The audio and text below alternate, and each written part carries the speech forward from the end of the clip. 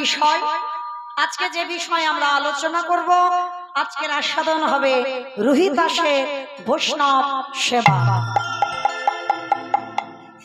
আগে জানতে সবাইকে হবে রোহিতাস কাকে বলে। বলেন রোহিতাস কাদের বলে? যারা গাড়ি চালায়। যারা গাড়ি চালায় নাকি তাদের রোহিতাস বলে? হরি বল। যারা মুচি, চলতি কথায় আমরা যাকে বলি ছোট জাত, নিজ জাতির ছেলে, তাদেরকে বাবা একটু ভালো কথায় বলা হয় রোহিতাস। তো আজকের আমরা আস্বাদন করব এই যে রোহিতাসের চরিত্র। আজকের আমরা জানবো এই রোহিতাস একজন বৈষ্ণব সমাজের শ্রেষ্ঠ বৈষ্ণব হলো। আর মনে রাখতে হবে মা একটা কথা, খুব দামি কথা, বৈষ্ণব কোনো জাত নয়, এইটা সবার মাথায় রাখতে হবে। বৈষ্ণব হচ্ছে একটা ধর্ম। যে আমি নিচু জাতি বলে আমি বৈষ্ণব হওয়ার যোগ্যতা পাবো না, আর উঁচু জাত যারা তারাই যে বৈষ্ণব হবে এর কোনো নিয়ম নয়। বৈষ্ণব হচ্ছে একটা ধর্ম, জাত নয়। সে ছোট জাত হোক আর উঁচু জাত হোক, যেই জাত হোক, বৈষ্ণব হওয়ার অধিকার সবার। তুমি যদি অনুকরণ গুলো করতে পারো তাহলেই তুমি বৈষ্ণব হতে পারবে। সবার আগে ত্রিনাদ বিষ্ণু চিন তরুরিব সহিষ্ণু না অমানিনা মানদেন কীর্তনীয় সদা হরি। হৃদয়টা আগে ঘাসের থেকে আরো নরম করো। কেউ যদি তোমার এক গালে মেরে যায় একটা গাল বাড়িয়ে দিতে হবে। যার গালাগালি কটু কথা বলবে না, কারণ তোমার হৃদয়ে কোনো লোভ লালসা কামনা বাসনা কিছুই থাকবে না, কোনো মোহ থাকবে না তোমার। আজকে লীলাটা শুনলে বুঝতে পারবেন মা, ভক্ত হলে আমাদের স্বভাব, আমাদের চরিত্রটা কেমন গঠন করতে হবে একটু মন দিয়ে শুনবেন, কেমন অনেক কিছু জানতে পারবেন।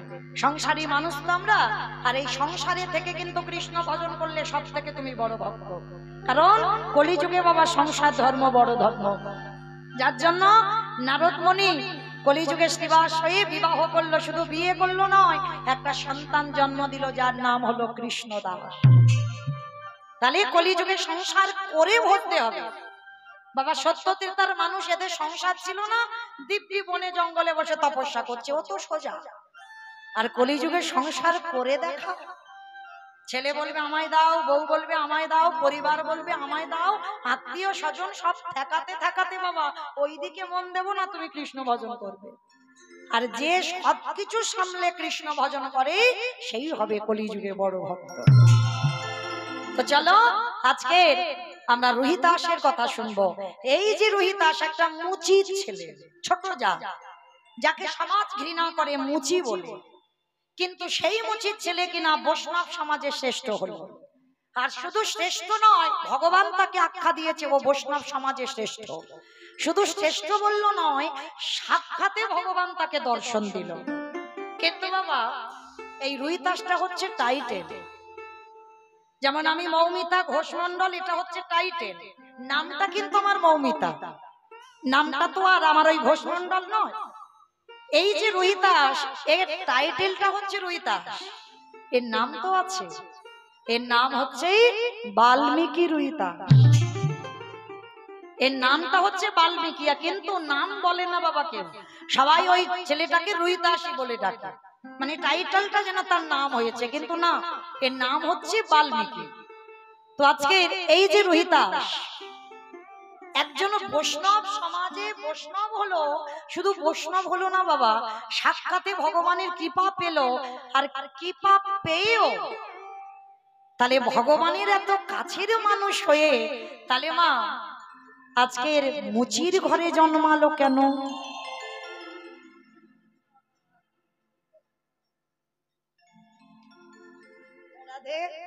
ওর সঙ্গে দেখা হয়নি গো, গিয়েছিলাম সন্ধ্যাবেলায় ওদের বাড়িতে, মামার বাড়ি।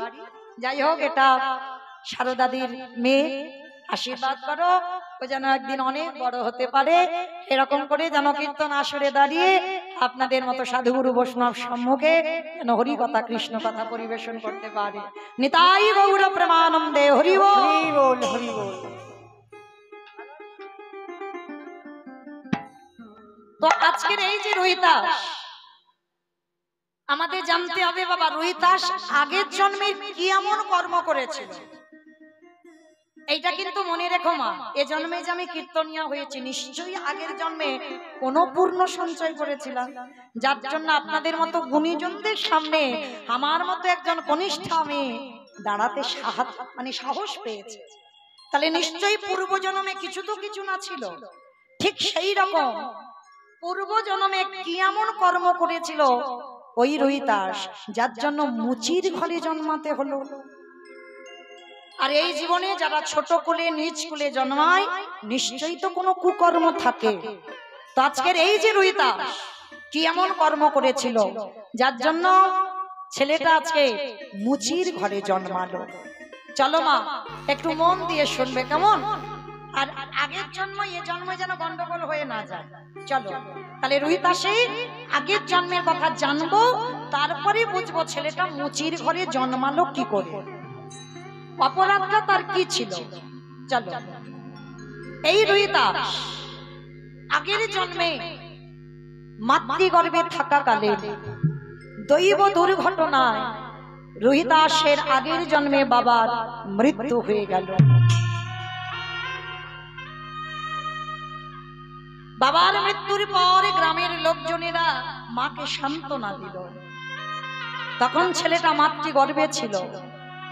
10 মাস 10 দিন পর বাবার শোক ভুলে 10 দিন পরে যখনই ওই সন্তানের জন্ম দিতে যাবে, হঠাৎ দৈব দুর্ঘটনায় ওই ছোট্ট বাচ্চাটার মায়েরও মৃত্যু হয়ে গেল। গ্রামের লোকজনেরা সবাই বলে উঠলেন এ সন্তানের লক্ষণ ভালো নয়। এই সন্তান গর্ভে থাকাকালীন ওর বাবাকে খেয়ে নিল, ওই সন্তানটা যেদিন জন্ম নিতে গেল ওর মাকেও খেয়ে নিল, তাহলে ওর লক্ষণ ভালো নয়। এই ওকে কেউ নিয়ে যাবি না তোরা বাড়িতে, কারণ যে সন্তানের বাবা মা চলে যায় সে তো সমাজে অনাথ হয়ে যায়। আর একদিনের বাচ্চা তার কেউ নেই, বাবা তো আগেই মরে গেছে, জন্ম দিতে গিয়ে মা চলে গেল, আত্মীয় পরিজন বন্ধু বান্ধব কেউ নেই, গ্রাম প্রতিবেশীরা কেউ ছেলেটাকে নিতে চাইছে না। কেন? বলে ওর লক্ষণ ভালো নয়, ও যার বাড়িতে যাবে তার বাড়ি সবাইকে মেরে দেবে। কিন্তু মায়ের কাজটা তো করতে হবে, একদিনের বাচ্চা। সবাই মিলে পুটলিতে করে জড়িয়ে ওই মায়ের দেহটা নিয়ে শ্মশান ঘাটে গেল। শ্মশান ঘাটে গিয়ে বাবা মায়ের দেহটা চিতার উপরে সাজিয়ে দিয়েছে। একদিনের বাচ্চা, সে কি কিছু দেখতে পাচ্ছে না কিছু জানে? আর একটা কথা মনে রেখো মা, সন্তান জন্ম দিয়ে যদি কারো বাবা চলে যায় মা কিন্তু মানুষ করতে পারে, কিন্তু সন্তান জন্ম দিয়ে যদি কারোর মা চলে যায় মানুষ হবে। মানুষ হবে না যে সেটা নয়, কিন্তু মায়ের মতো ভালোবাসা, মায়ের মতো প্রেম তোমায় কেউ কোনোদিন দিতে পারবে না। বাবা ভালোবাসে, মাও ভালোবাসে। বাবার ভালোবাসা হলো ঐশ্বর্যে, আর মায়ের ভালোবাসা হলো মাধুর্যে। ছেলে নোংরা ধুলো মেখে আছে, মা কিন্তু বুকে জড়িয়ে নিতে পারে, সেটা বাবা পারে না। যার জন্য তো চৈতন্য মহাপ্রভু বাবার পরিচয়ে আসেনি, এসেছে মায়ের পরিচয়ে, সচিদানন্দন গৌরাঙ্গ সুন্দর। আর বাবার নাম ছিল জগন্নাথ মিশ্র, কিন্তু কেউ বলি না আমরা জগন্নাথ জগদানন্দন গৌরাঙ্গ সুন্দর, সবাই বলি সচিদানন্দন। কেন? আপনারা আমরা সবাই হলাম বাবার পরিচয়ে পরিচিত, আর ভগবান কেন মায়ের পরিচয়ে এলো? জগৎকে শিক্ষা দিল ভগবান। মা যেমন নোংরা ধুলো বিচার করে না, মা যেমন সহজে সন্তানকে কোলে জড়িয়ে নিতে পারে, যেটা বাবা পারে না। আমি কলিযুগের ভগবান, আমি যাব মায়ের পরিচয়ে পরিচিত হয়ে। কেন? এই কলির মানুষ এরা আমার সন্তান নোংরা মেখে আছে। কিসের নোংরা? কামনা বাসনার নোংরা, কাম কাঞ্চনের নোংরা, বিষয় বৈভবের নোংরা, এদের হৃদয়টা ভরপুর। আমি যদি বাবার পরিচয়ে যাই, বাবা যেমন নোংরা বিচার করে কোলে নেয় সন্তান, আমি তো নিতে পারবো না। আর আমি চৈতন্য মহাপ্রভু মায়ের পরিচয়ে হয়ে যখন কলিযুগে যাব, কলির নোংরা মাখানো সন্তানকে আমি উদ্ধার করতে পারবো। পিতাই গৌর হরি বল হরি বল। ওই জন্য তিনি হলেন সচিদানন্দন। মায়ের পরিচয়। তো আজকে এই ছোট ছেলেটার বাবা শুধু নয়, মাও চলে গেল। তাহলে যার যে সন্তান জন্ম দিয়ে বাবা মা দুজনেই চলে যায়, এই সমাজ তাকে কি বলে বাবা? অনাথ। সমাজ তাকে অনাথ বলে। ছোট্ট একদিনের বাচ্চাটাকে ওই শ্মশানে রেখে বাবার মায়ের দাহ কাজ করলো। আর দাহ কাজ যখন হয়ে গেল, সবাই বলা বলি করছে, দিদি এই যে এত সুন্দর ছোট্ট বাচ্চা, নিয়ে যা না তুই, আমার ঘরে তো অনেক লোকজন, তুই নিয়ে যা। যাকে বলছে সে দূর দূর করে দিচ্ছে, বেরিয়ে যা, আমরা কেউ ও ছেলেকে নিয়ে যেতে পারবো না। ওরে বাবা, ওকে যদি ঘরে নিয়ে যাই আমাদের ঘরে সবাইকে খেয়ে নেবে, ওকে আমরা নিয়ে যাব না। তাহলে কি করবো ওই বাচ্চাটাকে? একটা কাজ করি, আই দিদি এই শ্মশানে ওকে শিগাল কুকুরে ছিঁড়ে খাই খাক, আমরা তো দেখতে যাব না, চল ওকে রেখে দিয়ে আমরা এখান থেকে পালিয়ে যাই। চল। মানুষই তো স্বার্থপর হয় গো, পশু পাখিরা হয় না। কিন্তু সবাই চলে গেল, কিন্তু মনে রেখো, রাখে হরি মারে কে, আর মারে হরি রাখে কে। ভগবান যদি কাউকে মনে করে আমি রাখবো, কেউ নিতে পারবে? আর ভগবান যদি মনে করে আমি ওরে নেব, কারোর সাধ্য নয় মাতাকে ঘরে বন্দি করে রেখে দেবে। তুমি যদি বুকে আগলে রেখে দাও, ভগবান সময় হলে তাকে ঠিক তোমার বুক থেকে কেড়ে নেবে। তো আজকের একদিনের বাচ্চা ভগবান মনে মনে করছে, ভক্ত তুই যে ধরাই গেলি, আমাকে একটু ঘষে মেজে নিতে হবে না? অমাইরা ঘষে মেজে বলে এই রকম ঘষে মেজে নাই কেউ। জন্মের আগে যার বাবা চলে গেল, জন্ম নিতে গিয়ে যার মা চলে গেল, গ্রামের লোক সবাই দূর দূর করে তাড়িয়ে দেয়, বলে ওর লক্ষণ ভালো নয়। ভগবান বলে দাঁড়াও, এইবার তৃতীয়বারে পরীক্ষাটা নিতে হবে। ছোট্ট বাচ্চা কাপড় জড়িয়ে রেখে গেছে, সারা রাত বৃষ্টি হচ্ছে, সারা রাত একভাবে বৃষ্টি, আর সেই বৃষ্টিতে ওই বাচ্চা ছেলেটা সারা রাত ভিজেছে।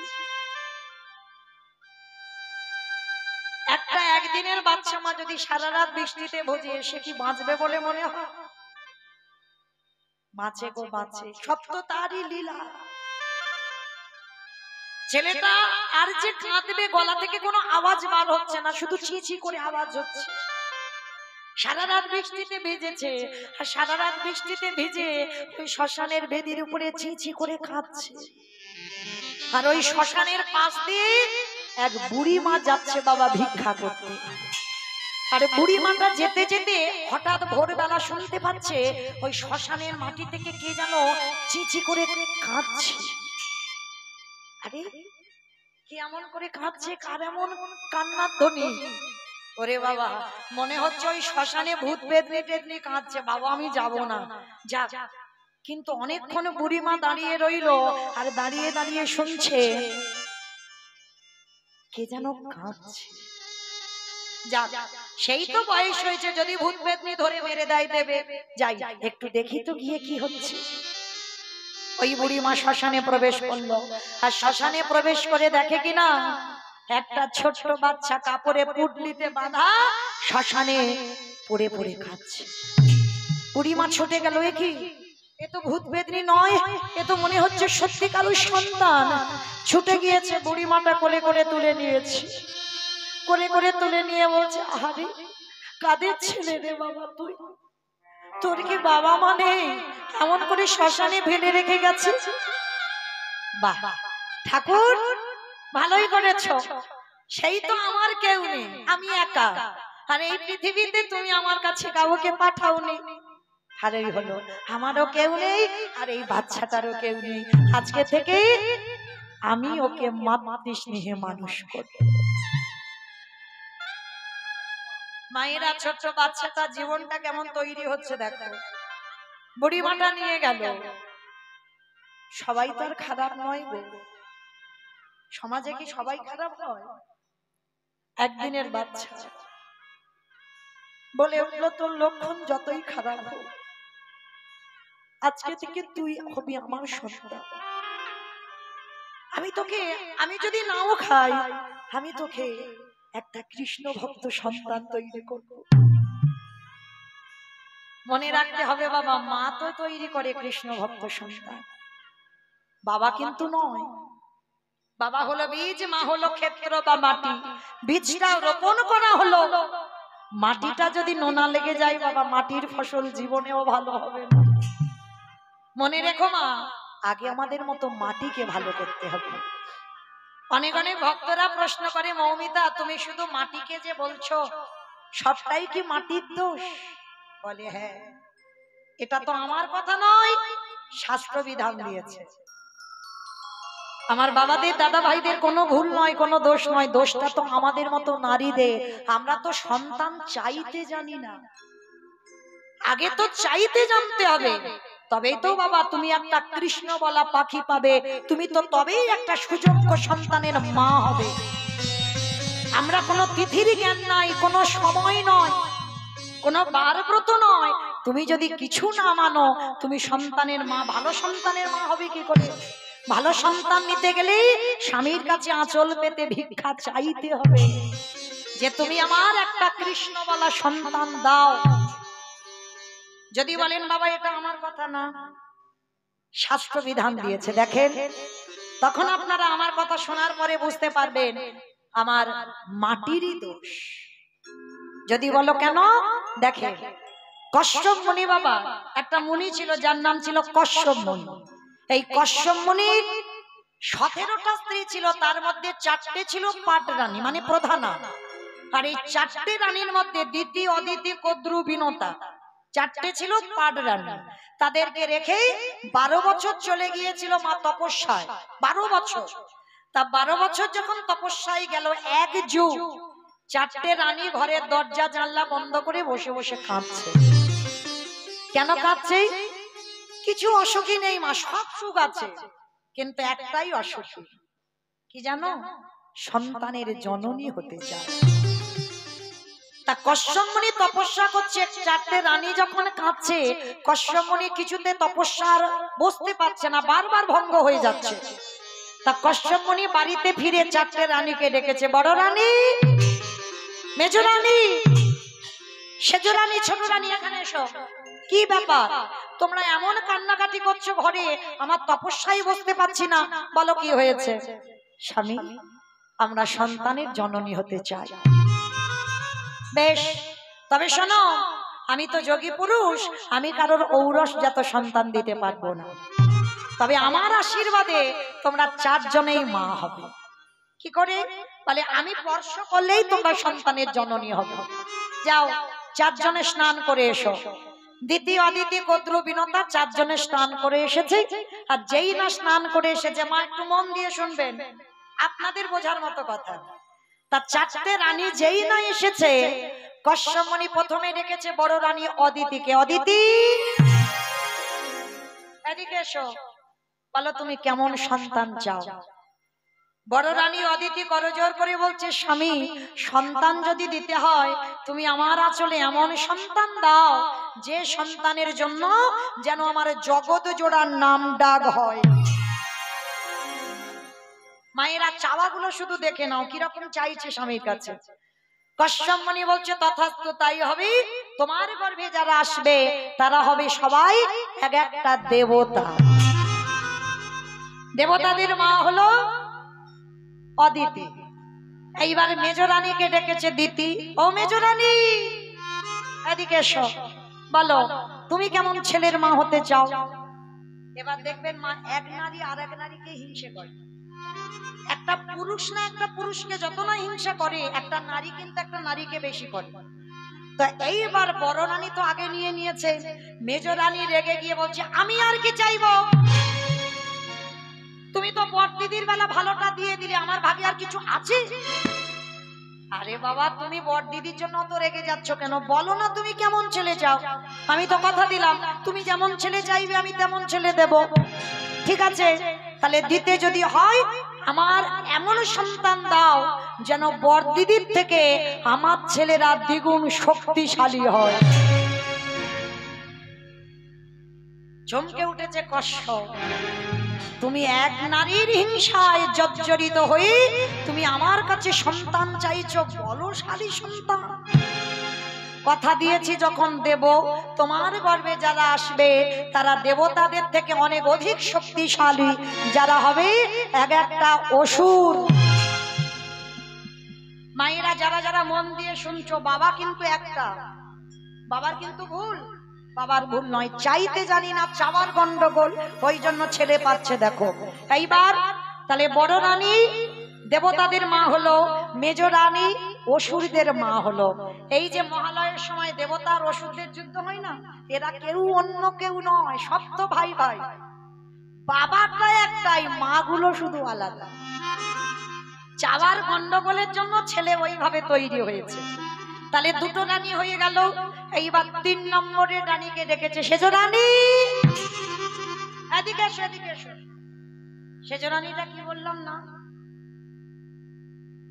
কি বললাম? সেজ রানীটা কি? কদ্রু। বেশ, কদ্রু, কদ্রুকে ডেকেছে। কদ্রু বলো তুমি কেমন ছেলে চাও? আর সে তো দুটো রানী আগে নিয়ে নিয়েছে বাবা, সে 3 নম্বরের রানী, সে তো জ্বলছে, সে মাথার কেশ এলিয়ে দিয়েছে, পরনের বসন লুটছে, এলু থেলু বেশ রাগান্বিত হয়ে বলছে আমি আর কি চাইবো? তুমি তো বড় জনকে আগে দিলে, মেজ জনকে দিয়ে দিলে, আর 3 নম্বরেরটা বেলা ভালো কিছু আছে? আরে বাবা তুমি অত খেপে যাচ্ছ কেন? বলো না গিন্নি তুমি কেমন ছেলে চাও? আমি তো কথা দিয়েছি যাকে যাকে যে যেমন ছেলে চাইবে আমি তেমন দেব। ঠিক আছে, তাহলে দিতে যদি হয় বড়দিদির ছেলের মতো নয়, মেজ দিদির ছেলের মতো নয়, আমার গর্ভে এমন সন্তান দেবে যাকে দেখে বড়দিদির ছেলে নয়, মেজ দিদির ছেলে নয়, গোটা পৃথিবীর মানুষ যেন আমার ছেলেকে দেখে ভয়ে থরথর করে কাঁপে। সে আশীর্বাদ দেবে কি কশ্যপমণি চমকে উঠেছে, সর্বনাশ! হ্যাঁ গো কদ্রু, তোমার গর্ভে যারা আসবে তাদেরকে দেখে সবাই ভয় পাবে, বলে হ্যাঁ আমার ওই রকম ছেলে লাগবে, দিতে হয় দাও, আর দিতে যদি না পারো তাহলে দিতে হবে না। এখন বাড়ির বউ রেগে গেলে কি হবে? ঠিক আছে রেগে যেও না, আমি দেব। শোনো, তোমাদের গর্ভে, তোমার গর্ভে অন্য কেউ আসবে না, যারা যারা আসবে তারা সবাই হবে এক একটা বিষধর সাপ। সাপেদের মা হলো কদ্রু। পৃথিবীতে যত রকমের সাপ আছে সাপেদের মা হলো কদ্রু। তাহলে মনে রেখো বাবা একটাই, মায়ের গন্ডগোলের জন্য কি হচ্ছে আজকে। তাহলে 3টে রানী হয়ে গেল। এইবার ওই ছোট রানীটা খুব আদরের রানী, আদর করে, কি যেন নাম বললাম? বিনোদা। আদর করে স্বামী ডাকে অবিনো, বিনো। আর ছোটটা সে পিছনে দাঁড়িয়ে দাঁড়িয়ে কাঁদছে, এরা বড়রা নিয়ে নিয়েছে না, ছোটটা দাঁড়িয়ে কাঁদছে। তা কশ্যপমণি গিয়ে বলছে অবিনো এ কি গো, এইরকম দূরে দাঁড়িয়ে দাঁড়িয়ে কাঁদছো কেন? ও বুঝতে পেরেছি, তুমি মনে মনে ভাবলে বড় দিদিকে দিলাম, মেজ দিদিকে দিলাম, শেষ দিদিকে দিলাম, তোমার ভাগে আর কিছু নেই, এই জন্য কাঁদছো। না, সব নারী কিন্তু সব চরিত্রগুলো দেখে, দেব না এখানে এত নারী আছে মানে বাবা সবাই একরকম, সবাই সব রকম, তাই না? দেখেন এই যে 4 জনের চরিত্র দেখলে বুঝতে পারবে। ছোট রানীটা কাঁদছে, এই যে আমার কাছে এসো। কাঁদছো কেন? তুমি পাবে না ওই জন্য? কে বলেছে বড় দিদিকে দিলাম, মেজ দিদিকে দিলাম, শেষ দিদিকে দিলাম? বলো ছোট তুমি কেমন সন্তান চাও? না আমার ওই রকম করে বললে হবে না, আগে ত্রিসত্য করো, আমি যেমন ছেলে চাইবো তুমি আমায় তেমন ছেলে দেবে। আরে বাবা ত্রিসত্য করার কি আছে? তোমার বড় দিদি, মেজ দিদি, শেষ দিদিকে দিলাম আর তোমাকে দেব না? বলো তুমি কেমন চাও? না আগে ত্রিসত্য অঙ্গীকারে আবদ্ধ হও। ঠিক আছে ত্রিসত্য করলাম, বলো তুমি কেমন ছেলে চাও? স্বামী গো, কথা বলা স্বভাব দেখেছো? এখানেই তো বোঝা যাবে। স্বামীর চরণে প্রণাম করে বলছে স্বামী আমার বড় দিদির মতো সন্তান চাই না, আমার মেজ দিদির মতো সন্তান চাই না, আমার শেষ দিদির মতো সন্তান চাই না। তোমার চরণে আমার একটাই নিবেদন, আমার 10টা ছেলের দরকার নেই, তুমি আমার গর্ভে একটাই সন্তান দিও। কিন্তু স্বামী গো, সেই সন্তানে জানো কৃষ্ণ কৃষ্ণ কৃষ্ণ বলিতে পারে। আমার অন্য সন্তান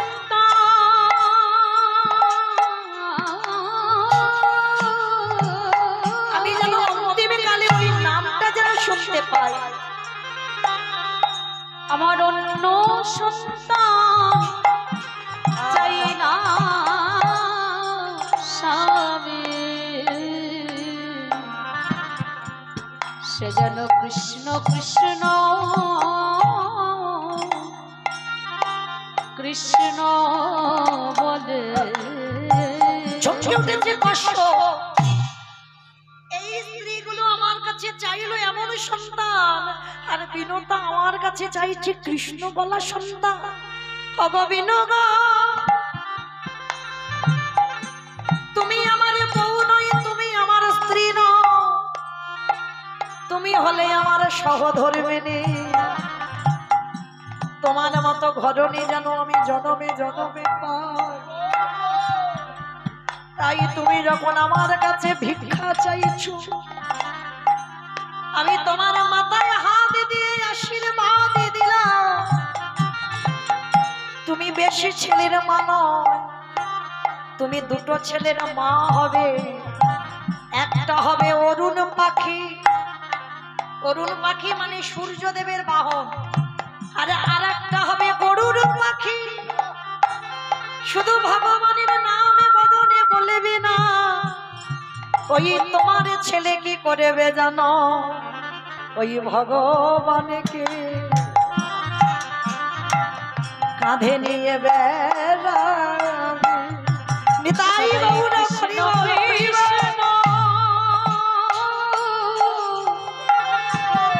কৃষ্ণ বলবে, সে যে ভগবানকে কাঁধে করে নিয়ে বেড়াবে। কারণ বিষ্ণুদেবের বাহন তো গরুর পাখি, তাই কৃষ্ণ বলা সন্তান চেয়েছিল বলে বলবে নয়, ভগবানকে কাঁধে চড়ে বেড়াবে, সব সময় কাঁধে নিয়ে থাকবে। আর ভগবান যদি কাঁধে বসে তাহলে পড়বে কোথায়? তার 2টো চরণ। বলি আরে তো চরণ ছাড়ব না, যে চরণে পাওয়ার লাগি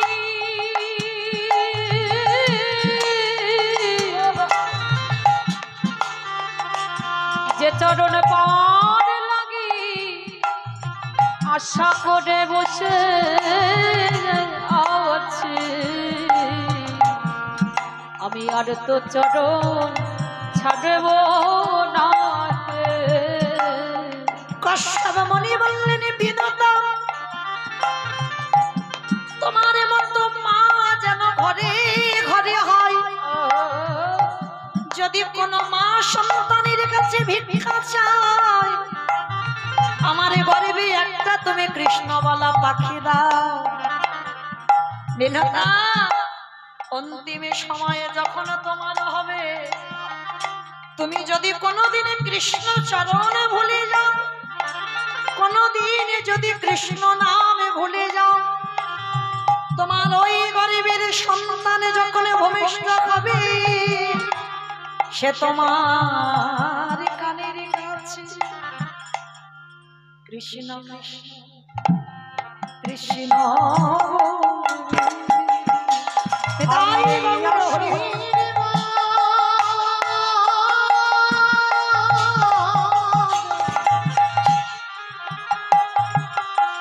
আমি এই আশীর্বাদ করিলাম তোমার, সদাই কৃষ্ণ নাম শোনাইবে। তাহলে মায়েরা যারা যারা শুনছেন মন প্রাণ দিয়ে বলেন, তাহলে আর কি কোনোদিন বলবেন যে আমার বীজের গন্ডগোল?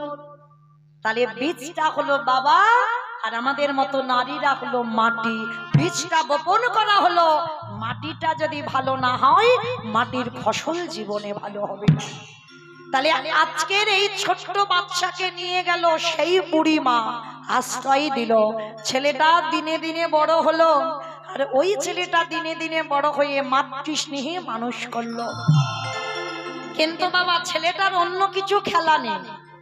কি গো মা, আমাদের ছেলেদের তো একটা মোবাইল হবে, সারাদিন ওই যে ফ্রি ফায়ার ওতেই আছে, সারাদিন সে পড়াশোনা লাটে উঠেছে, ওই ফোন হলেই হয়ে যাবে। ওই যে আমার একটা আছে দেখতে পাচ্ছ, সারাদিন ওই ফোন ফোন। হরি বল, পারলাম না মা। এই জগৎ সংসারে আজকের ওই ছোট্ট ছেলেটার কোনো কিছু খেলনা ছিল না, একটাই খেলা ছিল। কি খেলা জানো? কৃষ্ণ নামের খেলা। প্রত্যেকদিন মাটি দিয়ে ভগবানের মূর্তি তৈরি করি, আর মূর্তি তৈরি করে ভগবানের চরণে বসে বসে কি বলে জানো? রাধা কৃষ্ণ সেবিব জীবনে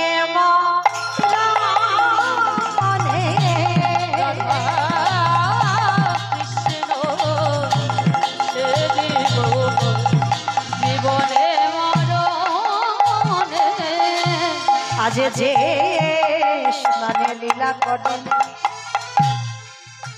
ও জামা যুগল কৃষ্ণ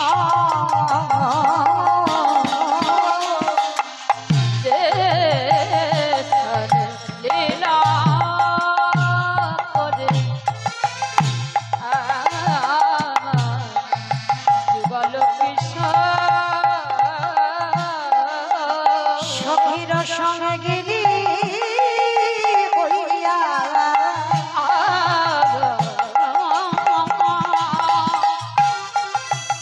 সখীর সঙ্গিনী হইয়া আজ তাহে রঘুভ রাধা কৃষ্ণ জীবনে মরণ রাধা কৃষ্ণ জীবনে মরণ আজ বৃন্দাবনে নিত্য নিত্য নিতাই গৌর হরি বল হরি বল হরি বল।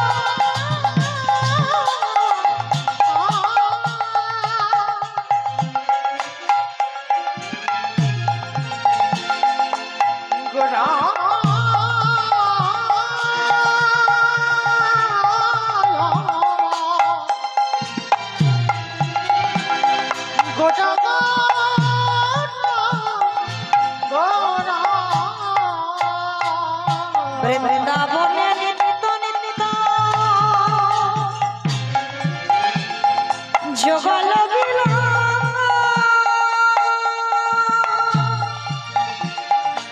প্রার্থনা করে সদা নরোত্তম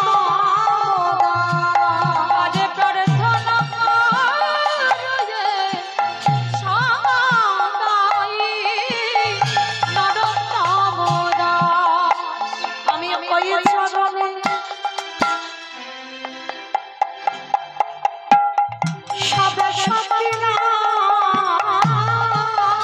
আমার দেহ মন প্রাণ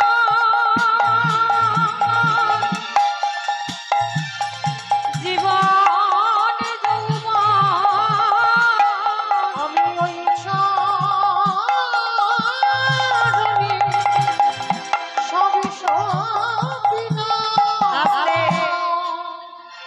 ছোট্ট ছেলেটার ওই একটাই খেলা, ভগবান ছাড়া সে আর কিছু জানে না।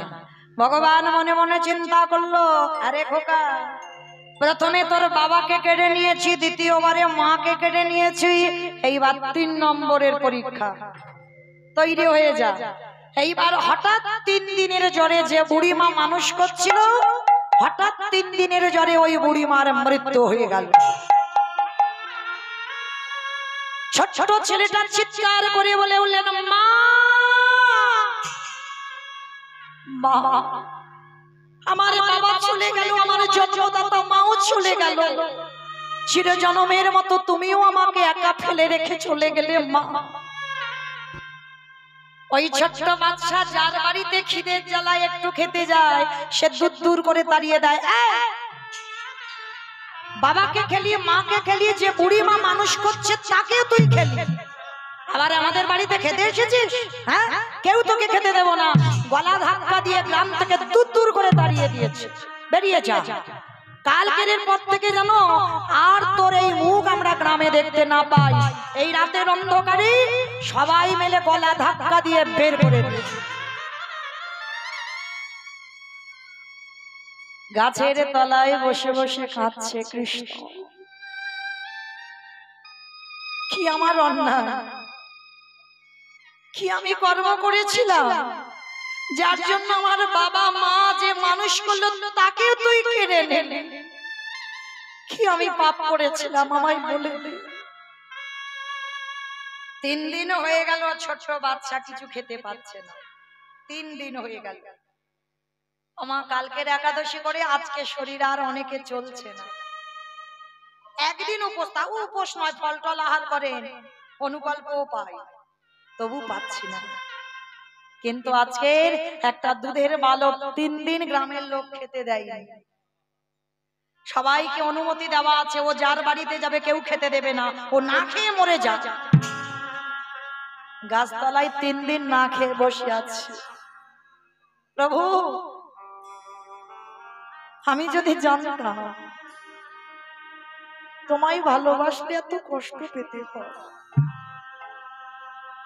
তোমায় যারা ভালোবাসে তাদের এত দুঃখ ব্যথা বেদনা পেতে হয়, আমি কোনোদিন ভালোবাসতাম না, আমি কোনোদিন তোমায় সেবা পূজা করতাম না।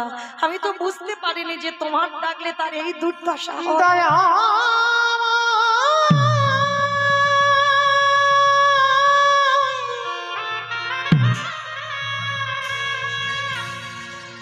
ওগো কৃপা কৃপা,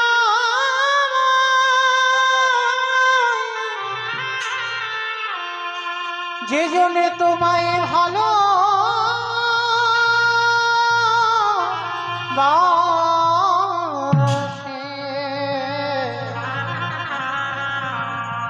তারে দিয়ে মিনি করে কাঁদিতে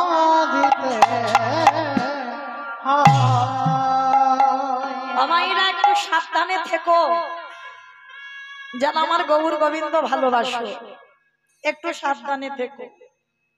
কেন বললাম জানো? ভগবান বলেছে না, যে করে আমার আশ তারে করি সর্বনাশ। ভগবান জীবনে ভক্তের সর্বনাশ চায় না, কারণ বাবা ভক্ত তো তার প্রাণ, ভক্ত তো জীবন।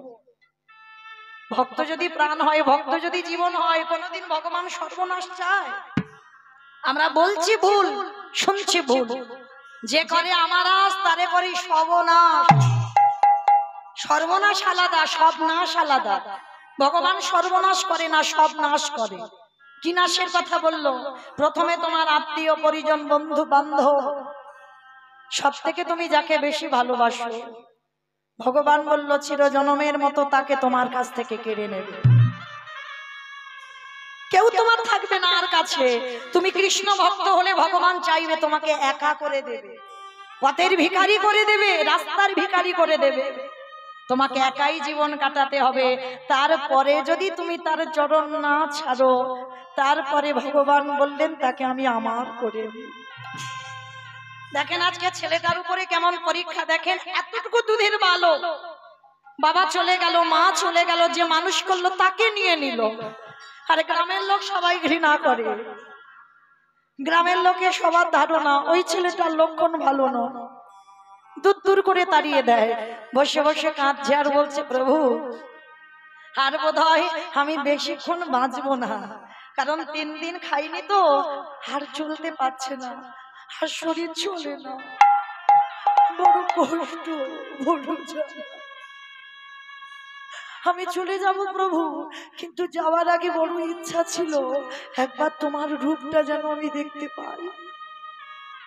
গাছতলায় বসে বসে কাঁদছে, আর ওদিকে ভগবান মনে মনে ভাবছে, এই রে ভক্তকে কি আমি বেশি পরীক্ষা নিয়ে ফেললাম? ওকে 3 দিন খেতে দিইনি, আমি তো নিজেই 3 দিন খেতে পাইনি। কি বাবা, ভক্ত আছে বলে তো ভগবান সেবা পায়, ভক্ত যদি না থাকতো সেবা পেত। এই কজন ভক্তের মধ্যে এমন এমন ভক্ত আছে যে সেবা দিলে তবে আমার ভগবানের সেবা হয়, আর যে সেবা না দিলে আমার ভগবানের খাওয়া হয় না। আমার ভগবান উপবাসে যায়। আজকে দেখেন ছেলেটা 3 দিন উপোস, 3 দিন কিছু খাইনি, আর আমার ভগবানও 3 দিন কিছু খাইনি। ভগবান মনে মনে ভাবছে, যাই একটু দেখে আসি আমার ছেলেটা কি বড্ড বেশি কষ্ট পাচ্ছে। ভগবান একটা বৈষ্ণব রূপ ধারণ করেছে, লাঠি ঠুকতে ঠুকতে এসেছে। এই খোকা, এই বাবা, আরে আমায় কিছু খেতে দিতে পারবি? হায়রে, যে নিজের পেটের ভাত জোগাড় করতে পারেনি, ভগবান তার কাছে আঁচল পেতে দাঁড়িয়েছে। ছোট ছেলেটা বললেন, বাবু আমি যে তোমায় খেতে দেব, তুমি কি জানো আমি তো নিজেই 3 দিন কিছু খেতে পাইনি গো। তাহলে আমি নিজে যখন খেতে পাইনি আমি তোমায় কি দেব বলো? ও, তুইও আমার মতো 3 দিন খাসনি? শোন, তুইও 3 দিন খাসনি, আমিও 3 দিন খাইনি। একটা কাজ কর, তোর খাবার অভাব হবে না। ওই যে দূরে দেখা যাচ্ছে, ওইখানে রামানন্দ স্বামীর আশ্রম। যা, আজকে থেকে তুই ওই রামানন্দ স্বামীর আশ্রমে গিয়ে থাকবি। যা, চলে যা, আমি তোকে বলছি। জানো, আমি তো যার বাড়িতে যাই সে দূর দূর করে লাথি মেরে দাঁড়িয়ে দেয়, বলে আমার লক্ষণ নাকি ভালো নয়। আমি যার বাড়িতে যাই তার বাড়ি নাকি অমঙ্গল ঘটে, ওই জন্য তো আমাকে কেউ আশ্রয় দেয় না গো। এই ছেলে, আমি বলছি না তুই ওই আশ্রমে যা, দেখবি তোকে আশ্রয় দেবে। ছোট্ট ছেলেটা ধরে ধরতে পারলো না, চিনতে পারলো না। ছোট্ট ছেলেটা ছুটতে ছুটতে ওই গুরু রামানন্দের চরণে গিয়ে একেবারে আছাড় খেয়ে পড়েছে। আর যেই না আছাড় খেয়ে বললো, গুরু রামানন্দ স্বামী বলেন, আরে কে? আরে পা ছাড়, পা ছাড়। এই নাম কি, বাড়ি কোথায়, থাকিস কোথায়, বাবা মাকে, আসছিস কোথা থেকে?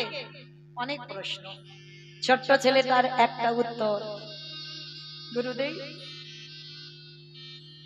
এই পৃথিবীতে আমার কেউ নেই। ও, তার মানে অনাথ? হ্যাঁ গুরুদেব, আমার আপন বলতে আর কেউ নেই। তা শোন, তুই যে আমার পা দুটো জড়িয়ে ধরলি, আমার আশ্রমে থাকতে গেলে কিছু নিয়ম মানতে হবে। নিয়ম? বলো গুরুদেব কি করতে হবে, আমি সেই করব। শোন, আমার আশ্রমে থাকতে গেলে তোকে মাধুকুরি করতে হবে। আর মাধুকুরির একটা নিয়ম আছে, তুই কারোর বাড়িতে গিয়ে অযাচিত ভাবে হাত পেতে চাইলে হবে না। রাস্তা দিয়ে যাবি, তোর এই গেরুয়া বেশ, কাঙাল বেশ দেখে কেউ যদি কোনো মা ঘর থেকে বাইরে এসে 3 মুষ্টি তোকে ভিক্ষা দেয়, সেই 3 মুষ্টি ভিক্ষা আমার আশ্রমে এসে রন্ধন করে দিবি, তবে আমি ভগবানকে ভোগ লাগাবো। 5 বছরের বাচ্চা বলছে, ঠিক আছে গুরুদেব, আমি মুষ্টি ভিক্ষা করব, আমি কারোর বাড়িতে গিয়ে কিছু চাইবো না। তবে শোন, যদি কোনোদিন অন্যথা হয় সেদিন কিন্তু আমি তোকে এই আশ্রম থেকে দূর করে দেব। ঠিক আছে গুরুদেব, আমি কোনোদিন গুরু বাক্য অমান্য করব না, আজকে থেকে আমি প্রতিজ্ঞা করলাম। ছোট্ট বাচ্চাটা আশ্রয় পেয়ে গেল। ভগবান আশ্রয় তো দিয়ে দিল, কিন্তু আশ্রয় দিয়ে ভগবান মনে মনে চিন্তা করলো, একে তো বেশি দিন এখানে রাখা যাবে না। ভক্ত যারা হয়েছে বেশি দিন এক জায়গা নয়, তাকে তো সমাজ তৈরি করতে হবে, তাই না? সমাজে যেতে হবে তাকে। মনে মনে চিন্তা করলো, পরীক্ষা নিতে হবে। হঠাৎ ভগবান ডাক দিল, পবন দে, ইন্দ্র দে, বরুণ দে, তোমরা এমন করে ঝড় বৃষ্টি তোলো যে ঝড় বৃষ্টিতে ওই দুধের বালক যেন আর বেরোতে না পারে। তবে মনে রেখো যেন আমার ভক্তের অঙ্গে আঘাত যেন না লাগে। যেই না ভগবানের ইঙ্গিত পেল, সঙ্গে সঙ্গে ঝড় বৃষ্টি বজ্রপাত, এত ঝড় বৃষ্টি হচ্ছে বাবা, সেই ঝড় বৃষ্টিতে কেউ আর বাড়ি থেকে বেরোতে পারছে না। আর এদিকে গুরুদেব শিষ্যকে আদেশ দিয়েছে, এই খোকা, এখনো তুই আশ্রমে বসে আছিস, মাধুকুরিতে যাবি না? যাচ্ছি গুরুদেব। এই এত ঝড় বৃষ্টিতে শোন, আমি তোকে বলেছিলাম আমাকে মুষ্টি ভিক্ষা করে এনে দিতেই হবে। ঠিক আছে গুরুদেব, আমি এক্ষুনি যাচ্ছি। ওই ঝড় বৃষ্টি বাদল মাথায় নিয়ে ছোট্ট বাচ্চাটা বেরিয়ে পড়লো। আর ওই বেরিয়ে যে রাস্তা দিয়ে যাচ্ছে, কে দেখবে বাচ্চাটাকে, আর কে বা মুষ্টি ভিক্ষা দেবে? সারা গ্রাম ঘুরতে ঘুরতে কেউ মুষ্টি ভিক্ষা দিচ্ছে না। ছোট্ট ছেলেটা মনে মনে চিন্তা করলো, গুরুদেব তো আশ্রমে বসে আছে, গুরুদেব কি দেখতে পাচ্ছে? আমি যাই, ওই জমিদার বড় লোকের বাড়ি থেকে দুটো চাল ডাল একটু চেয়ে আনি। কেন ছেলেটার মনে এই ধারণাটা জাগবে, আর কেন ছেলেটার আজকের কি পরিণতি হবে? এ তো জানে না, যারা যোগী পুরুষ হয় বাবা, ঘরেতে বসে ধ্যানা যোগে সবকিছু দেখতে পেয়ে যায়। এইবার জমিদার বাড়িতে গিয়ে ওই ছোট্ট বালক চাল ডাল আলু সবজি পুটলিতে বেঁধে নিয়েছে। আশ্রমে ফিরে এসেছে, যেমন রোজ রন্ধন করে দেয় আজও দিয়েছে। গুরুদেব পারসটা সাজিয়ে ভগবানকে ভোগ নিবেদন করেছে। আর এই রামানন্দ স্বামী আসন পেতে দেয়, ডালাটা নিবেদন করে, ধ্যানাযোগে দেখতে পায় ভগবান আসনে বসে প্রসাদ পাচ্ছে। এতটা সাধনার শক্তি ছিল, কিন্তু আজকে শিষ্য ডালা সাজিয়ে দিল, নিবেদন করলো, কিন্তু ভগবান আসনে বসছে না। ধ্যানাযোগে দেখছে কিছুতে আমার প্রভু বসছে না কেন আসনে, তবে কি আমার কোনো এই ডালাতে ত্রুটি হলো? সে পারসটা ফেলে দিয়ে গেছে, আবার নতুন করে পারস সাজিয়ে আবার নিবেদন করেছে। ধ্যানাযোগে বসে দেখছে ভগবান আসনে বসছে না। ধ্যানাযোগে ভক্ত প্রশ্ন করলো, প্রভু কি আমার অপরাধ, কি আমার অন্যায়, যার জন্য তুমি আসনে বসে সেবা করছো না? সঙ্গে সঙ্গে ভগবান দৈববাণী করলো, রামানন্দ, প্রতিদিন তুই আমায় মুষ্টি ভিক্ষা দিস বলে আমি তোর বাড়িতে প্রসাদ পাই। তবে শোন রামানন্দ, আজকে তোর শিষ্য ঘোর অন্যায় করেছে, আর আজকে থেকে আমি প্রতিজ্ঞা করলাম, আজকের পর থেকে তোর এই আশ্রমে আমি প্রসাদ পাবো না, পাবো না, পাবো না। চমকে উঠল রামানন্দ, সঙ্গে সঙ্গে ডাক দিয়ে চাই, খোকা এদিকে আয়। ছোট্ট বাচ্চা ছুটে এসেছে, গুরুদেব, গুরুদেব আমায় ডেকেছো? এই সত্যি করে বল, তুই সকালবেলা মুষ্টি ভিক্ষায় গিয়েছিস? আর দেখবেন মা, যারা বাচ্চা হয় খুব ছোট সোজা সরল হয় যারা, তারা মিথ্যাটা আগে বলে না, সত্যিটা আগে বলে ফেলে। সঙ্গে সঙ্গে ছোট্ট ছেলেটা করজোর করে বলছে, গুরুদেব, গুরুদেব এই ঝড় বৃষ্টিতে কেউ আমায় মুষ্টি ভিক্ষা দেয়নি। জানো গুরুদেব, আমি তো এক জমিদার মার বাড়ি গিয়েছিলাম, আর গিয়ে অনেক চাল ডাল এনেছি। জানো গুরুদেব, আমাকে আর এক সপ্তাহ ভিক্ষায় যেতে হবে না, আর এক সপ্তাহ তোমাকে রন্ধন করে তোমার সেবার কাজ করব। যেই না শুনেছে রামানন্দ স্বামী বলে বলেন, দূর হয়ে যা, তোর এত বড় স্পর্ধা, আমি তোকে বারবার নিষেধ করেছিলাম, আমি সন্ন্যাসী মানুষ, আমি গৃহস্থের প্রসাদ পাই না। তোকে বলেছিলাম তুই মুষ্টি ভিক্ষা করবি, তুই তা না করে তুই জমিদার বাড়িতে গিয়ে অযাচিত ভাবে চেয়েছিস। বেরিয়ে যা, এই মুহূর্তে তুই বেরিয়ে যাবি। চরণটা জড়িয়ে ধরেছে, গুরুদেব, গুরুদেব আমাকে মারো, আমাকে মেরে মেরে ফেলে দাও, কিন্তু আমাকে চরণ থেকে ঠেলে দিও না। তবে রে, যে শিষ্য যে শিষ্য আমার ভজনে বাধা দেয়, যে শিষ্য আমার কৃষ্ণ ভজন থেকে সরিয়ে দেয়, সেই শিষ্যকে আমি শিষ্য বলে গ্রহণ করি না। পা ছেড়ে দে বলছি, পা ছেড়ে দে, পা ছেড়ে দে। মাল্য এক গুরুদেব লাথি শিষ্যের পিঠে।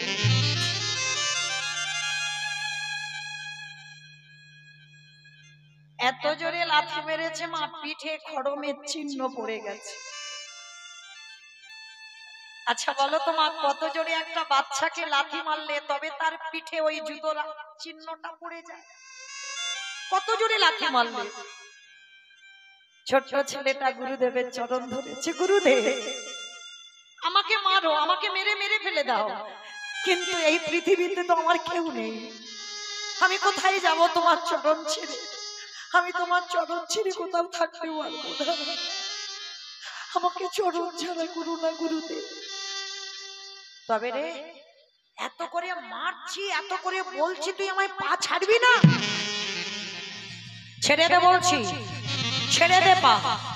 পা ছাড়ছে না। না গুরুদেব, আমাকে মারো, আমি অন্যায় করেছি, আমাকে শাস্তি দাও, কিন্তু পা ছাড়তে বলো না। পা ছেড়ে দে বলছি, দিবি না?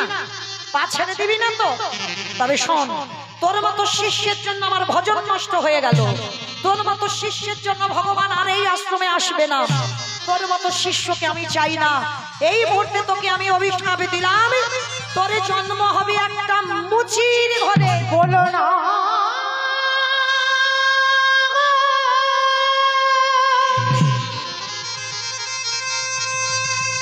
তুমি অমন করে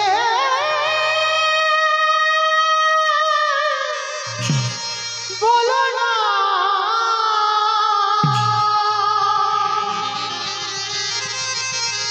আমি যে শহীদ পারেব।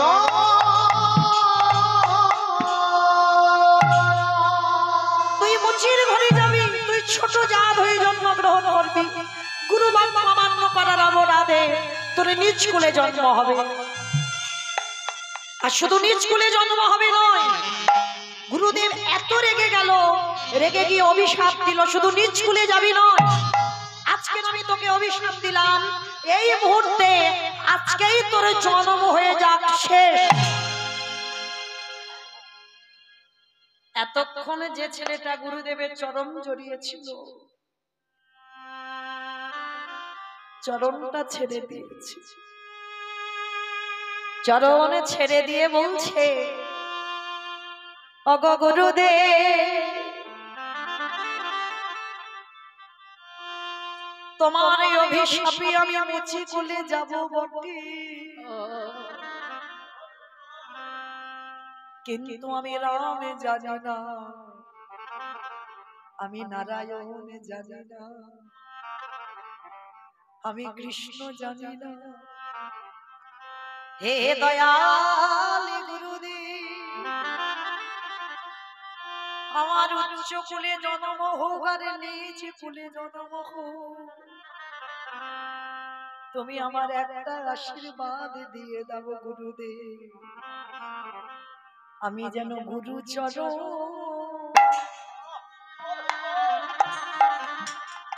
আমি যেন ভুলে না যাই। তোমার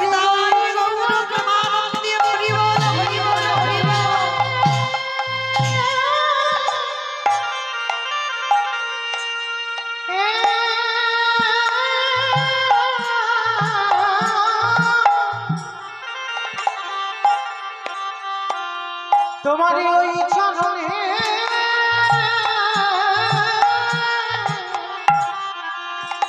আমার এই মিনতি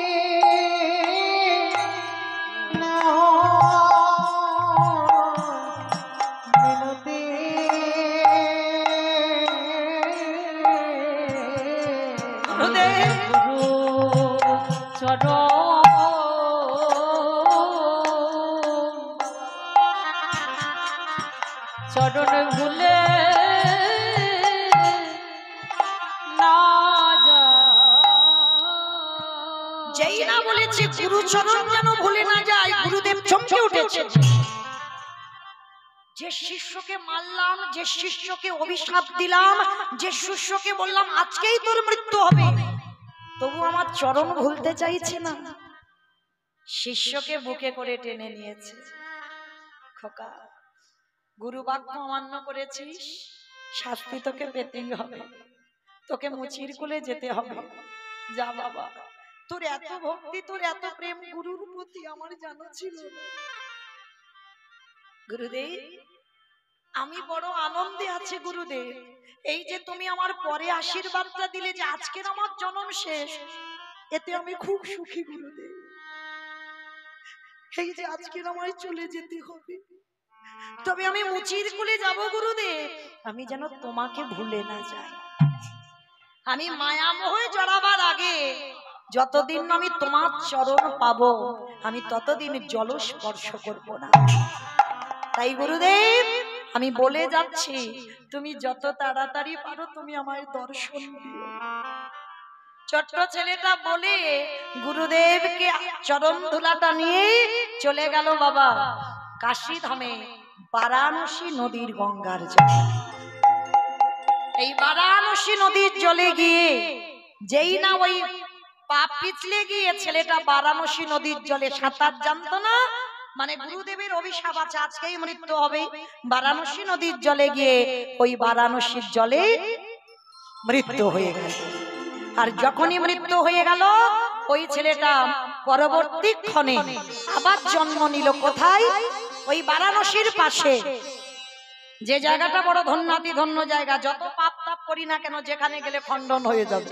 যেখানে তুমি তোমার দেহ রাখবে বাবা সশরীরে স্বর্গবাস হবে, যেটার দাম হলো কাশী ধামে। কাশী ধামে, কাশী ধামে জন্মে নিল ভক্ত রোহিতা উলুধ্বনি। ও কাশী ধামে জন্ম নিল ভক্ত রহিলা। কাশী ধামে জন্মে নিল ভক্ত রহিলা। ও কাশী ধামে জন্ম নিল ভক্ত রহিলা। উলুধ্বনি ধ্বনি ধ্বনি। আজ ভজিল ভুবু ভজিল আজি উলুধ্বনি ধ্বনি ধ্বনি। আজ ভজিল ভুবু ভজিল। ঢাকে বাজে ঢোলক বাজে, ঢাকে বাজে ঢোলক বাজে, মাদলে ঢোল। ধকে বাজে ঢোলক বাজে, ধকে বাজে ঢোলক বাজে, মাদলে রে আজি ধামে বাজে ঢোলক বাজে, মাদলে নিরোল গো। নিতাই গৌর হরি বল। উলুধ্বনি শঙ্খ ধ্বনি। আজ মনে লাগে মন মনে নাই, তাদের আনন্দ যার ধরে না, আনন্দ ধরে না, আনন্দ ধরে না। আনন্দ ধরে না, হকে তেরে আমির ভাবে, আনন্দ ধরে না, হকে তেরে আমির ভাবে। আনন্দ ধরে না। ছোট ছেলেটার নতুন করে জন্ম হলো রাঘব রুহিদাসের ঘরে। মুচি পাড়াতে বস্তি পাড়াতে জন্ম নিল ছেলেটা মৃত্যুর পর। আমার গন্ডগোল হয়নি তো, বোঝা গেল ছেলেটা কেন মুচির ঘরে গেল। এইবার জন্ম নিল কিন্তু হয়ে গেল জাতিস্বর। আমার যারা যারা জাতিস্বর আছে একটু উলুধ্বনি দাও তো দেখি প্রেম সে। বাহ বাহ বাহ বাহ বাবা, যারা যারা উলু দিল তারা কিন্তু সব জাতিস্বর। দেখে নাও আমার জাতিস্বর কাকে বলে? বলে ওইটা তো জানি না, দিতে বললো উলু আমি দিলাম, কিন্তু অত জানার দরকার নেই। জাতিস্বর তাকে বলে আগের জন্মে তুমি কোথায় ছিলে, কি ছিলে, তোমার স্বামী কে ছিল, তোমার ছেলে পুলে কটা ছিল, সব তোমার মনে আছে, তাদেরকে বলে জাতিস্বর। কি মা, যারা যারা উলু দিলে সব মনে আছে তো আগের জন্মে কি ছিলে? তার বেলা নেই তো মাইরা, এখানে কেউ আমরা জাতিস্বর নয়। আর জাতিস্বর হলে মা বাঁচতে পারবো কি গো? আগের জন্মে হয়তো তুমি এই গ্রামে জন্মেছো, আবার এই জন্মেও জন্মেছো, তোমার স্বামী অন্যের ঘর করছে, তোমার ছেলে পেলে সব অন্যের ঘরে আছে, তুমি দেখতে পাবে? ছোট হলে কি হবে? তুমি তো সব জানতে পারছো, দেখতে পাচ্ছ, বাঁচতে পারবে না। তো আজকে এই ছোট্ট ছেলেটার জন্ম নিয়ে হয়েছে জাতিস্বর। 12 দিন হয়ে গেল মাতৃ স্তনদুগ্ধ খায় না, শুধু ওই মার কোলে বসে বসে কেঁদেই যাচ্ছে। ওঝা বৈদ্য কবিরাজ সব এসেছে, ছেলের কান্না থামে না। তো পাড়ার লোকজনেরা দিদিরা দেখতে এসেছে। এই দিদি, একটা কথা বলবো, ছেলের যখন এত কিছু করে মনে হচ্ছে কোনো বায়ু বাতাস টাতাস লেগে আছে, ওঝা বৈদ্য করে তো কিছু হচ্ছে না, তা হ্যাঁ রে দিদি চল না রামানন্দ স্বামীর কাছে নিয়ে যাই। হরি বল। মায়েরা, ওই ছেলেটার মৃত্যুর পর হয়েছে রুইতাস, রামানন্দের কিন্তু এখনো মৃত্যু হয়নি। আর যেই না রামানন্দ শুনেছে 12 দিন ধরে যে ছেলে মার কোলে বসে কাঁদছিল খিলখিল করে হেসে উঠেছে। হ্যাঁ রে দিদি, ছেলের কি হলো, হঠাৎ হাসলো কেন? বলে মনে হচ্ছে ওই রামানন্দ স্বামীর কাছে নিয়ে গেলে ভালো হবে। চল দিদি, যা হয় হোক, একটু নিয়ে যাই চল। এইবার ছেলেটাকে কোলে করে নিয়ে যাচ্ছে রামানন্দ স্বামীর আশ্রমে। আরে লোহা চুম্বকে যেমন কাছে কাছে এলে একটা টান হয়, কি বাবা লোহার চুম্বক এক জায়গা করো, টান দেবে না? ঠিক প্রকৃত গুরু আর প্রকৃত যদি শিষ্য হয়, গুরু হতে হবে শ্রী শ্রী রামকৃষ্ণ পরমহংসদেবের মতো। শিষ্যের ক্যান্সার গলায় নিয়ে নিল। হ্যাঁ, যে গিরিশ নেশাগ্রস্ত মাতাল কোনদিন গুরুকে গুরু বলে মানলো না, গুরুদেবকে খেতে দিয়েছে, সে সামনে থেকে বাটি কেড়ে নিয়েছে। বলে ও গুরু এত অপমান করেছে, তবু কিন্তু গুরুদেব কোনদিন শিষ্যকে কু চোখে দেখে। সব সময় বলতো ওর চৈতন্য হোক। আর ঠাকুরের বই যারা পড়বেন দেখবেন ঠাকুরের একটাই কথা, সবাইকে আশীর্বাদ দিলে বলবে চৈতন্য হোক। তার মানে কি বাবা আমাদের কারো চৈতন্য হয়নি? বলে মানুষের মতো দেখতে হলে তারে মানুষ কয় না। মানুষ তাকে বলবে যদি তোমার মনুষ্যত্ব জ্ঞান না হয়, যদি তোমার চেতনা শক্তি না থাকে, তাহলে তুমি মানুষ নও। 10টা 5টা সন্তান দরকার নেই, একটা সন্তান জন্ম দাও, সে যেন 10-এর একজন হয়। হ্যাঁ, আজকে ছেলেটাকে ধীরে ধীরে আনছে, আর ছেলেটার একেবারে কান্না থেমে গেল। আর কান্না থেমে দিতে ওই রাঘব রুইতাস ছেলেটাকে কোলে এনে এইবার আস্তে, তো এইবার যেই না বাবা ধ্যানাযোগে বসেছে, গুরু রামানন্দ ধ্যানে আছে, সঙ্গে সঙ্গে ছেলেটাকে নিয়ে একেবারে রামানন্দের কোলের কাছে চরণে, আর যেই না ফেলে দিয়েছে, গুরুদেব বলল আরে কে তোমরা? আরে তোলো তোলো তোলো, বাচ্চাটাকে এইরকম মাটিতে ফেলে দিয়েছে গো, তোলো তোলো। তো কেউ তুলতে চাইছে না। আর কেউ যখন তুলতে চাইছে না, গুরু রামানন্দ, বাচ্চা ছেলে তো কি সুন্দর দেখতে গো, ছেলেটাকে নিয়ে আর কোলে করে নিয়ে গুরুদেব রামানন্দ একবার পিঠে হাতটা বুলিয়েছে। আর যেই না পিঠে হাত বুলিয়েছে, সঙ্গে সঙ্গে চমকে উঠলে কে কে? সত্যি করে বলো তুই কে? বলো তোমার পিঠে হাত বুলিয়ে গুরুদেব চমকে উঠলো কেন? সেই যে আগের জন্মে লাঠিটা মেরেছিল, সেই খড়মের চিহ্নটা এ জন্মে ছেলেটার পিঠে একেবারে খড়মের মতো দাগ পড়ে আছে। হাতটা দিতেই অনুভব করেছে কে? ওরে তুই আমার সেই শিষ্য, যাকে আমি অভিশাপ দিয়ে মুচির কুলে পাঠিয়েছিলাম। সব মনে পড়ে গেল গুরুদেবে। ওরে আয় আয়, ওরে আয় তুই আমার বুকে আয়। ওগো দয়াল গুরুদেব, সেই যদি তুমি দর্শন দিলে, সেই যদি তুমি দর্শন দিলে, তবে 12 দিন পরে দিলে কেন হে গুরুদেব? ওই নদীর ঘাটে যদি নৌকা না থাকে, এ ঘাটে থেকে ও ঘাটে যাওয়া যায় না। আরে গুরুদেব তুমি বোধহয় জানো না, এই জগতে যারা যারা গুরু চরণ আশ্রয় করে না, তারা যে ভব নদী পার হতে পারে না।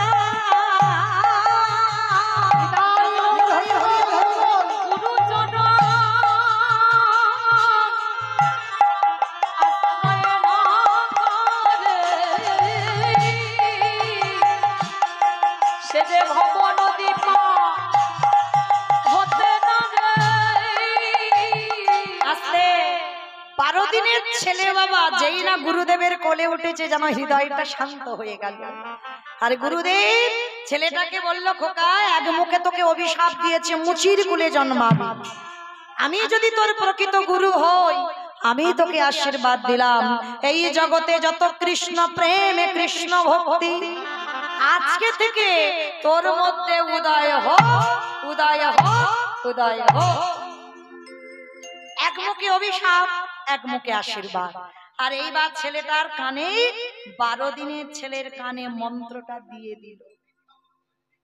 যেই না মন্ত্রটা দিল, এইবার রাঘবকে বলছে, ও রাঘব তোমরা থাকো কোথায়? গুরুদেব আমরা থাকি ওই মুচি পাড়াতে, বস্তি পাড়াতে। চলো চলো চলো তোমার ছেলেটাকে নিয়ে তোমার বাড়িতে দিয়ে আসি। না গুরুদেব না, যেও না, আমরা মুচি, আমরা ছোট যা। চুপ, একটা কথা বলবে না। মুচি হয়ে শুচি হয়ে যদি কৃষ্ণ ভজে, শুচি হয়ে মুচি হয় যদি কৃষ্ণ চন্ডাল চন্ডাল নহে যদি কৃষ্ণ ভজন করে। কে বলেছে তোমরা মুচি তো কি হয়েছে, ভগবানের জাত বিচার নাই, আমারও জাত বিচার নাই। হরি বল। সবার আগে তো মানুষকে ভালোবাসতে হবে। বৈষ্ণবতা পদ অবলম্বন করেছি বাবা, তার মানে এই নয় যে তুমি মানুষকে ঘৃণা করো। যদি মানুষকে ঘৃণা করতো তাহলে আমার চৈতন্য মহাপ্রভু কাজীর বাড়িতে গিয়ে কাজী যে গ্লাসে জল খায় সেই গ্লাসে জল খেত। হ্যাঁ, আগে মনুষ্যত্ব জ্ঞান থাকতে হবে। সবাইকে তুমি প্রেম দাও, মানুষকে ভালোবাসো, তবেই তুমি তো ঈশ্বরকে ভালোবাসতে পারবে। আর মানুষকে যদি ভালো না বাসো তুমি এ জীবনে কেন কোনো জন্মেই তুমি আমার ঈশ্বরকে ভালোবাসতে পারবে না। এইবার যেই না ছেলেটাকে কোলে নিয়ে বলছে, চলো চলো চলো আমি মুচি পাড়াতে যাব, আমি ওই ছোট জাতের বাড়িতে যাব, চলো। 12 দিনের ছেলেকে কোলে করে নিয়ে গুরুদেব রেখে এলো রাঘবের ঘরে। দিনে যায়, মাসে যায়, বছরে যায়। কি গো, কেউ কি চিরস্থায়ী? যেতে তো হবে, যেতে সবাইকে হবে। দিনে দিনে রুইদাস বড় হচ্ছে। হঠাৎ দৈব দুর্ঘটনায় এক এক করে বাবা চলে গেল, মাও চলে গেল। হয়ে গেল রুইদাস বড় হয়েছে। দেখবেন মা, ছেলে যখন বড় হয় বাবা মা থাকলে কোনো চিন্তা ভাবনা থাকে না, কিন্তু বাবা মা চলে যাবার পর কাঁধে একটা দায়িত্ব পড়ে যায়। রুইদাসের সংসার চলবে কি করে? রুইদাস একটা ব্যবসা শুরু করেছে। তবে মায়েরা আমাদের মতো ব্যবসায়ী নয় যে কতটা লাভ করা যাবে, মানে কতটা লাভ হবে। দোকান, একটা মুদিখানা দোকান সাজিয়েছি, কতটা লাভ হবে আজকে, এইটা চিন্তা ভাবনা। রুইদাস ব্যবসা খুলেছিল বাবা, কোনো লাভের চিন্তা নয়, কোনো লাভ নয়। তার প্রতিনিয়ত চিন্তা ছিল 2 জোড়া করে জুতো বানাবে। জুতোর ব্যবসা খুলেছিল মুচি, তো 2 জোড়া করে জুতো বানাবে। আর 2 জোড়ার মধ্যে 1 জোড়া জুতো বিক্রি করে সংসার চালাবে, আর 1 জোড়া জুতো ফ্রিতে বিনামূল্যে ভক্তদের দিয়ে দেবে। রাস্তার ধারে মুচি বসে আছে, তো রোজ রোজ ওই 4টে করে জুতো বানায়, তাই 1 জোড়া দিয়ে দেয় আর 1 জোড়া বিক্রি করে। এর বেশি কিন্তু বাবা বানাবে না জুতো। যে আমার অনেক সময় আছে মানে আমি কি অনেকগুলো জুতো বানাবো, অনেক খদ্দের এসেছে মানে অনেক বিক্রি করব, অত সোজা নয়। একটাই জুতো বিক্রি হবে। আর কেউ যদি চায় আর কেউ যদি নাও চায়, জোর করে তার হাতে ধরে পায়ে ধরে 1 জোড়া জুতো দিয়ে দেয়। এটা তার নিত্য সংকল্প। তো একদিন পথিক যেতে যেতে একটা পথিক জিজ্ঞাসা করছে, আচ্ছা রুইদাস, ও রুইদাস, শুনলাম, আমি গ্রামের লোকেদের কাছে শুনলাম তুমি নাকি রোজ 2 জোড়া করে জুতো বানাও। আচ্ছা রুইদাস, ধরো তোমার 1 জোড়া জুতো একদিন বিক্রি হলো না, ব্যবসায় তো লাভ লোকসান আছে, 1 জোড়া হয়তো বিক্রি হলো না। আচ্ছা রুইদাস, সেদিন কি তুমি উপবাসে কাটাও? সেদিন তোমার সংসার চলবে কি করে, খাও কি? বলে পথিক, উপসে কাটাবো কেন? উপসে কাটাই না, তাহলে কি করো? বলে জানো পথিক, যেদিন আমার ইহ জগতের আহারে জোটে না, সেদিন আমার ঘরে আছে জলধরে মূর্তি।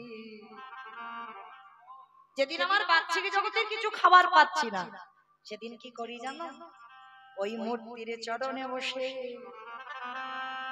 আমারে মনে তুলসী আর ভক্তি চন্দন নয়ন জল মিশাইয়ে, মন তুলসী ভক্তি চন্দন, চন্দন বাটবে কি দিয়ে? চোখের জল। তিনটে বস্তু দিয়ে গোবিন্দ চরণ তলে বসে যেদিন জগতের আহারে কিছু পাই না, সেদিন কি করি জানো? হরি নামামৃত রস আমি পানে করি গো। হে কৃষ্ণ নিতাই গৌর হরি বল, হরি বল, হরি বল।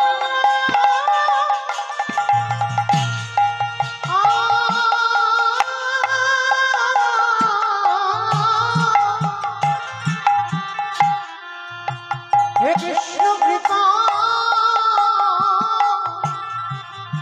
কৃপা করো বলে হরি নামামৃত রস বাজে পড়ে। আস্তে।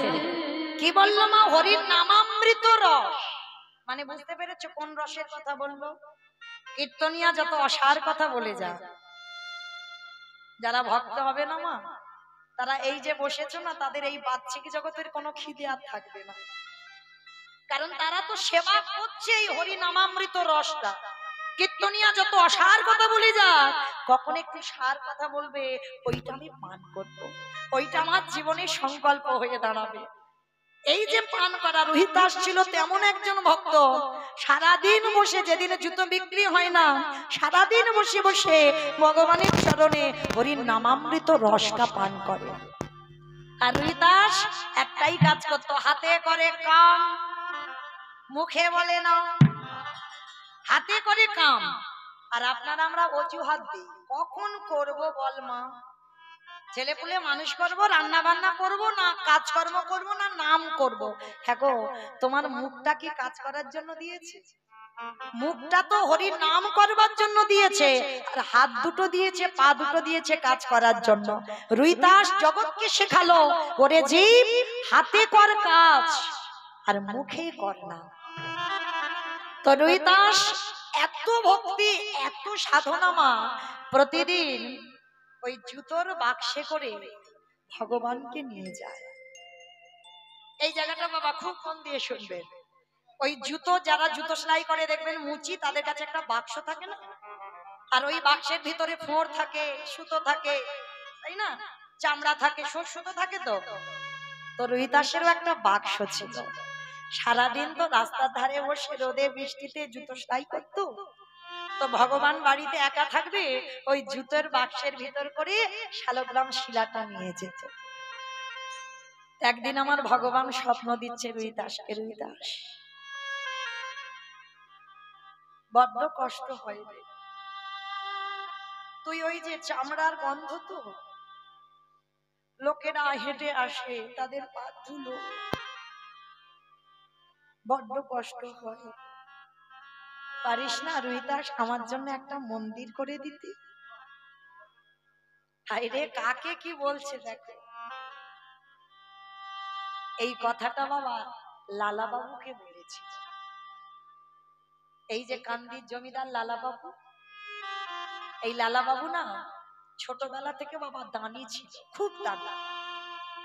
দেখবেন অনেক অনেক ছেলেরা, আপনারা ছেলেদের জন্ম দিয়েছেন, ছোটবেলা থেকে একটু দানি হয়, মানে নিজে না খাবে কিন্তু বন্ধু বান্ধবকে খুব ভালোবাসে। লালা ছিল খুব দানি। তো লালার বাড়িতে একদিন এক ভিখারি এসেছিল বাবা। ভিখারি এসে কন্যা দায়গ্রস্ত, মানে মেয়েকে বিয়ে দিতে হবে। লালার বাবাকে বলেছিল, বাবু আমাকে 1000 টাকা দিতে পারো? তা লালার বাবা বলেছিল 1000 টাকা দেবে না। যেই না বলেছে দেবে না, লালার কানে গেল। লালা ছুটে এসে বাবার পা দুটো ধরেছে, বাবা তোমার তো কিছু অভাব নেই, সোনা দানা টাকা পয়সা জায়গা জমি তোমার ভরপুর। ও বাবা 1000 টাকা তো চেয়েছে, দাম না বাবা তুমি পথিককে 1000 টাকা। সবার সামনে ছেলে বলছে, একটা সম্মানের ব্যাপার। সবার সামনে লালার বাবা পথিককে 1000 টাকা দিয়েছে। পথিক চলে যাবার পর লালাকে বলেছিল, লালা শোনো, ছেলে ছেলের মতো থেকো বাবা। তুমি এখন ছোট, যেদিন রোজগার করতে পারবে সেদিন তুমি লোকেদের ডেকে এনে দান করো, তার আগে নয়। যেই না লালার বাবা এত বড় কথা বলেছে রোজগার করে দান করবে, সেই কথাটা ছোট্ট ছেলেটার মাথায় লেগে গেল। মনে রেখো বাবা, কৃষ্ণ ভজনে যদি তোমার মাও বাধা দেয়, শাস্ত্র বিধান দিয়েছে তুমি মাকে ত্যাগ করে দাও। এটা গ্রন্থ বলছে, এটা মৌমিতার কথা নয়। যদি তোমার কৃষ্ণ ভজনে মা বাধা দেয়, মাকে ত্যাগ করো। করেছিল না বাবা রামায়ণে ভরতের মা কইকেয়ীকে ত্যাগ করেছিল? কোনদিন মা বলে ডাকেনি, মায়ের মুখ দর্শন করেনি, রামকে বনে পাঠালো বলে, তাহলে মাকে ত্যাগ করে দিল। দেখো, যদি তোমার বড় দাদা ছোট ভাই কৃষ্ণ ভজন করে, বড় দাদা হয়ে যদি তুমি ভাইকে কৃষ্ণ ভজনে বাধা দাও, সেই ভাইকেও ত্যাগ করে দাও। যেমন করেছিল বিভীষণ, রাবণকে ত্যাগ করে দিল। দেখো, যদি গুরুদেব ভগবানের আগে গুরুদেবও যদি কৃষ্ণ ভজনে বাধা দেয়, সেই গুরুকেও ত্যাগ করে দাও। দিয়েছিল না বাবা বলি মহারাজ? শুক্লাচার্যকে ত্যাগ করে দিয়েছিল না? শুক্লাচার্য কিন্তু জানতো ওই যে বামন রূপী সে ভগবান। ত্রিপাদ ভূমি চেয়েছিল, ভালো করে বুঝতে পেরেছিল গুরুদেব জোটা ভগবান, আর বুঝতে পেরেও শিষ্যকে ভজনে বাধা দিয়েছিল। বারবার বলেছিল ও যেমন তেমন ছেলে নয়, বলি তুমি ত্রিপাদ ভূমি দান করবে না।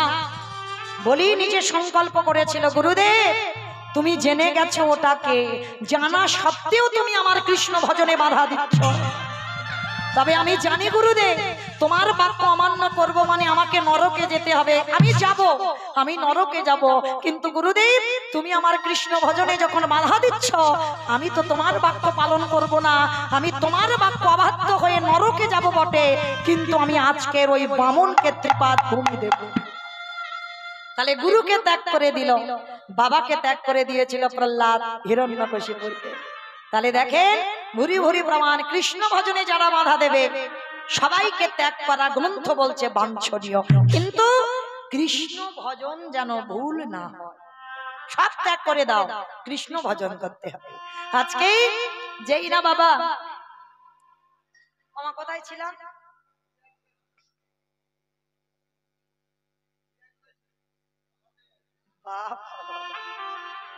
মানে মন প্রাণ আছে কীর্তনে। তাহলে লালার বাবা যেই না বললো রোজগার করে দান করবে, সেই দিন লালা প্রতিজ্ঞা করেছিল পিতাকে ত্যাগ করব। পিতাকে ত্যাগ করে 12 বছর বয়সে লালা চলে গেল বর্ধমান। 20 টাকার বেতনে কাজ করছিল, কর্মচারী, জমিদারের ছেলে হয়ে বাবার একটা কথাই চলে গেল। 20 টাকা মাইনে কাজ করে, তাতেই খাওয়া পড়া, তাতেই থাকে। আর যেদিন লালার বাবার বার্ধক্য দশা এলো, ওই লালার বাবার চৈতন্য হলো, আমার একমাত্র বংশের প্রদীপকে আমি তাড়িয়ে দিলাম। কিন্তু আমি জানি আমার লালার এত জেদ, আমি বেঁচে থাকতে আসবে না।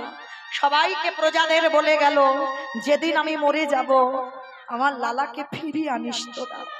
বাবা মরলো, তারপরে এসে লালা বাড়িতে দাঁড়ালো, জমিদারির কাজ চালনা করলো। যে যা চায় লালা তাই দিয়ে দেয়। দান ছত্র খুলেছিল, কারোর কষ্ট কারোর অভাব দেখতে পেল না। কিন্তু একদিন একটা কথায় লালার চৈতন্য হয়ে গেল, বাবুজি বেলা যে যায় বাসনায় আগুন দেবে। কামনা বাসনায় আগুন দিয়ে লালা ছুটলো বৃন্দাবন। আর বৃন্দাবনে যেতে গিয়ে বাবা পথের ধারে একটা পাথর নিয়ে মাথার বালিশ করেছে। পা বালিশ না হলে লালার ঘুম হতো না, পাথর নিয়ে পা বালিশ করেছে। কে যেন দৈববাণী করলো, লালা কৃষ্ণ ভজন করতে যাচ্ছিস, জমিদারি স্বভাব গেল।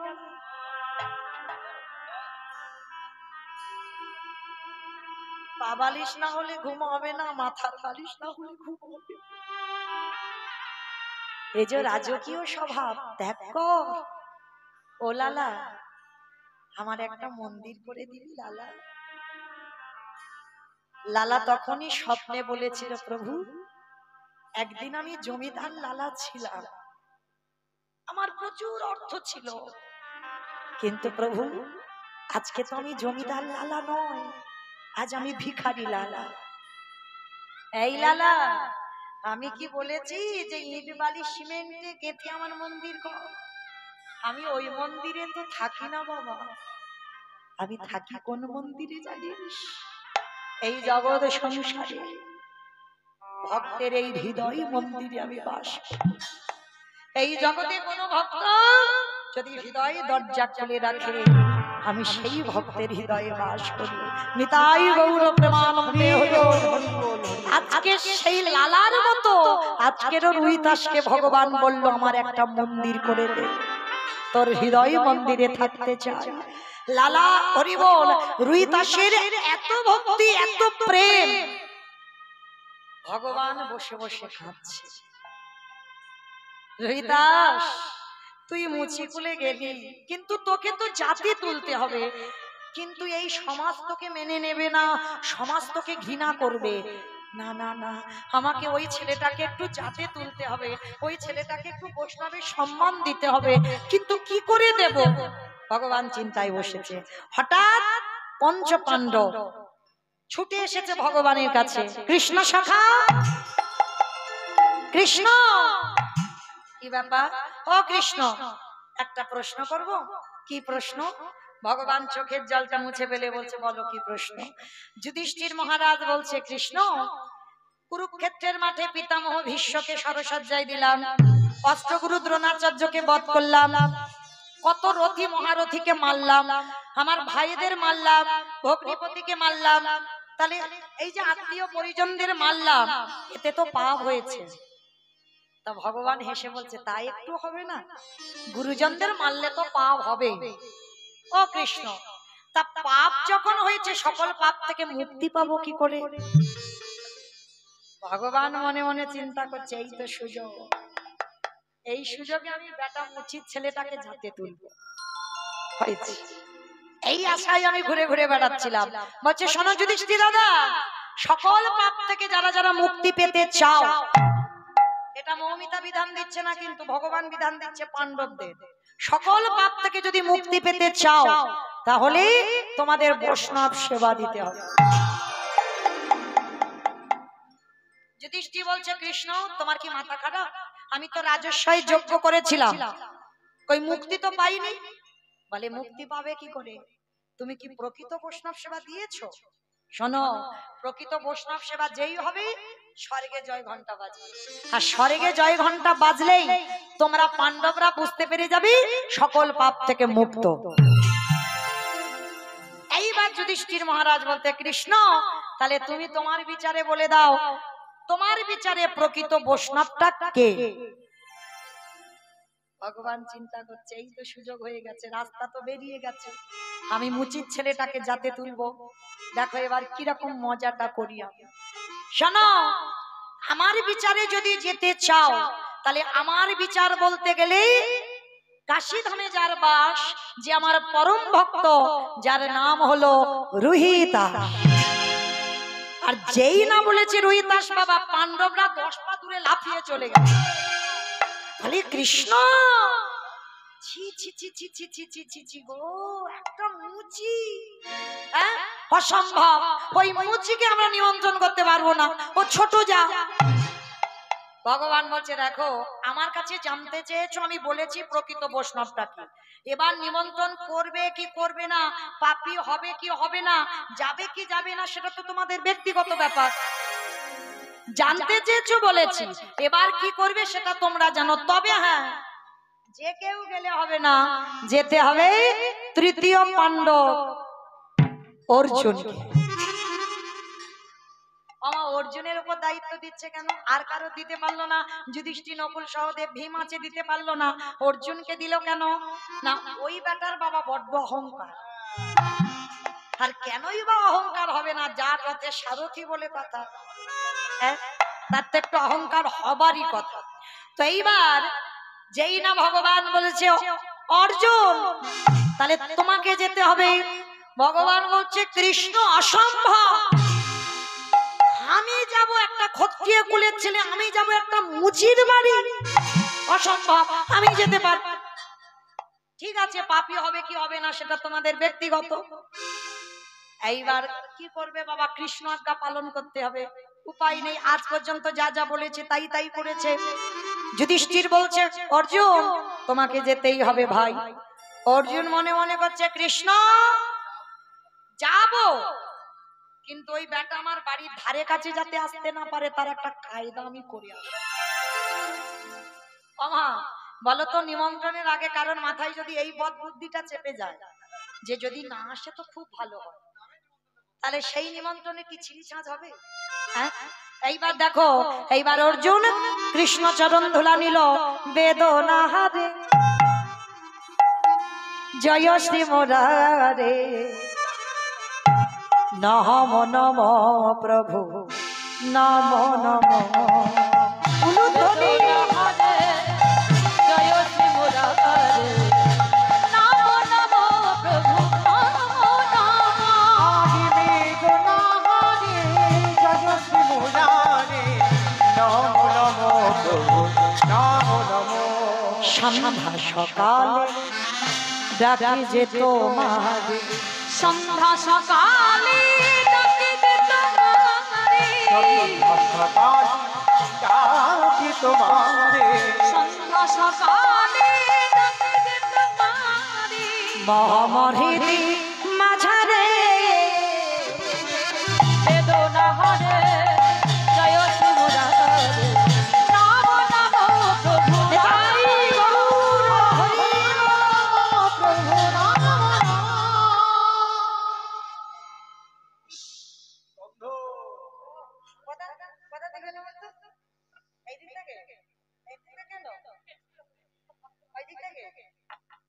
আমার গন্ধ পাচ্ছ? ও কি বাজে গন্ধ। আমার পাচ্ছ না কেউ? হাই ভগবান, কেউ কেউ পাচ্ছ না? আমার বাবারা দাদারা কেউ পাচ্ছ না?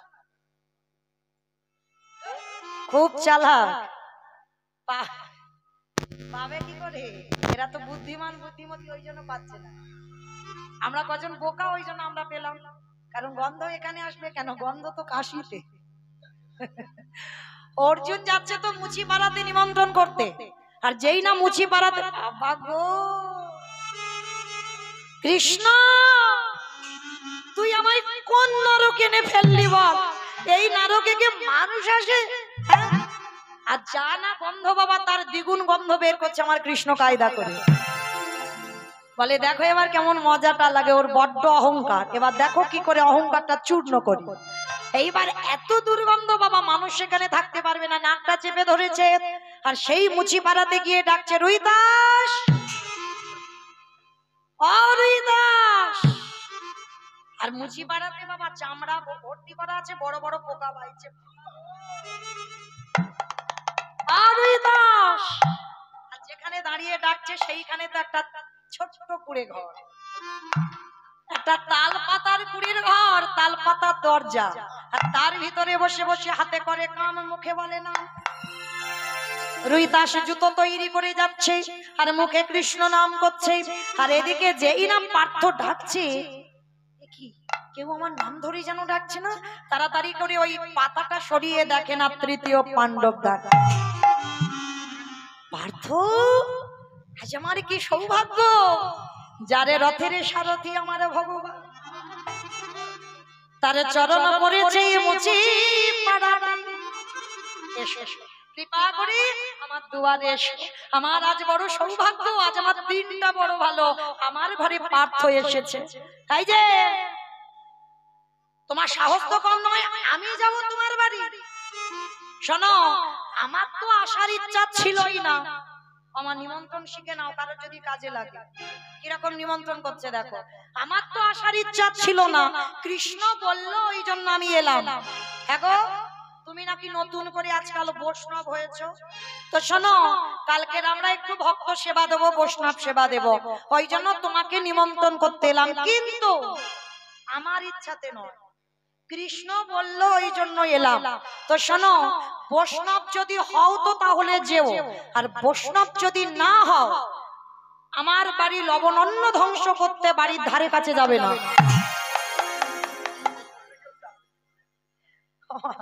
এরকম নিমন্ত্রণ করে কেউ? এত বড় কথা বললো, কিন্তু বাবা রুইদাস তো বৈষ্ণব, তার চরিত্র তার স্বভাবটা একটু লক্ষ্য করে। করজোর করে মাথাটা নিচু করে বলছে, পার্থ আমি বসতাম না, আমি মুচি, সে তো আমি জানি না, সে জানে আমার কৃষ্ণ। তবে তুমি যখন এসেছো নিমন্ত্রণ করতে আমি যাব, কিন্তু তার আগে দুপুরবেলা এসেছো আমার ঘরে, এসো আমার বাড়ি কিছু প্রসাদ পাও, তারপরে তো অসম্ভব।